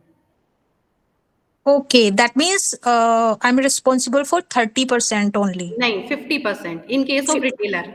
If you are dealing in other businesses, 75%. And if Okay, मतलब it vary according to the business, है ना? yes, business and the person. If I am an entrepreneur, I am a woman entrepreneur. In that case, SIDBI guarantee will be 85%. For the woman, 85%. For the woman, it is the 85%. Okay, ma'am, when we take loan from the government or any through any scheme, then I think we should pay some interest also, na? Yes, ma'am. In each and Oh, every scheme, interest are fluctuating and interest is also fixed. So two variables are there, fixed interest rate and flexible interest rate. But in case of the MSMEs, MSME loan, Government of India ने clearly कहा है banks को और financial institutions को कि they will check the CIBIL and credit worthiness of the lenders and accordingly उसके accordingly ऐसा भी हो सकता है कि सेम लोन आपको किसी और प्राइस पे मिले और मुझे किसी और प्राइस पे, ये भी पॉसिबिलिटी है एमएसएमई के लोन में। तो ये डिपेंड करेगा हमारी टर्म्स एंड कंडीशन डॉक्यूमेंटेशन पे कि कितना इंटरेस्ट हमें ऑफर हो रहा है। You can bargain for the interest in that time. ये भी है कुछ ओके स्कीम्स के अंदर। ओके हाँ, तो सारा जो इंटरेस्ट एरिया वो हमारा बनेगा ना, वो बनेगा क्रेडिट वर्थिनेस कितनी है बिजनेसेस की। तो क्रेडिट वर्थिनेस जब उन्हें जाननी हो तो they are checking the CIBIL. CIBIL में ऐसे है कि सपोज करिए मैं हूँ और मैं नहीं चाहती कि मैं बताऊं बैंक को पहले से कि मैंने कितने लोन लिए हुए हैं। सो सपोज करिए मैंने एक दो स्कीम्स में पहले से लोन लिया हुआ है and I am applying for the another loan. So in that case when bank check my documents, bank के डॉक्यूमेंट्स में भी मैंने ये क्लैरिफाई नहीं किया, but if bank is check my CIBIL, तो सिबिल में ये आ रहा होगा कि प्रीवियसली मैंने कितने लोन लिए हैं, मैंने वो लोन टाइमली पे किए या नहीं किए। अगर मैं एक दिन का भी मैंने डिफॉल्ट किया है तो वहां पर मेरे को डिफॉल्ट में शो किया जाएगा। तो इट में in that case defaulter list will be there.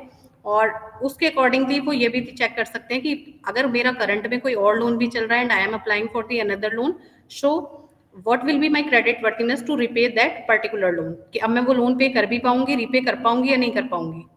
तो वो ये भी चेक कर सकते हैं and on behalf of that they can approve the loan and they may rights to reject the loan processes. Okay ma'am. And ma'am जैसे हम loan लेते हैं तो जैसे सपोज जी मैम।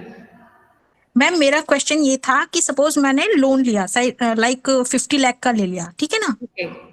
हाँ जी, तो 50 लाख में से सपोज मैंने 10 लाख ले लिया मेरे किसी काम के लिए, तो मुझे 10 लाख के ऊपर ही इंटरेस्ट देना होगा?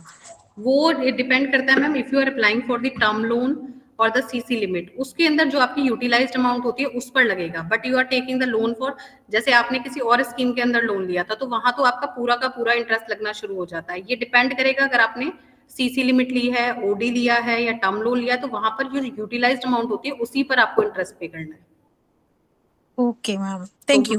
वहां पर सिर्फ यूटिलाइज्ड अमाउंट पर पे होगा। Okay ma'am, thank you so much. Any more questions from the participant side? So Akansha ma'am, Ankur sir, can we wind up the session or any more questions from the participant side are there? Yeah, sure, ma'am. We are winding it up. Okay, thank you so much ma'am. Thank you, ma'am. It's really an honor to have you here, and the presentation is really extensive and well researched. And the topic, I guess, is very clear to the audience, as no more questions and no more doubts are, getting encountered. And yes, business loans are of great help in meeting the working capital requirements, as when an entrepreneur needs it to expand the business. And the synchronized manner of this FDP is, in the first session, we'll be having a session related to the business plan. Then we have R&D interfacing, and now we'll be winding up in the loan process, that disbursement process, that you have cleared up with the legal formalities and the schemes and the various kinds of procedures which are related with the MSMEs and the small and or micro and the mid sectors. Thank you so much, ma'am. And thank you from the behalf of the participants as well. And it's a wonderful learning with you. Thank you. Thank you ma'am. Thank you.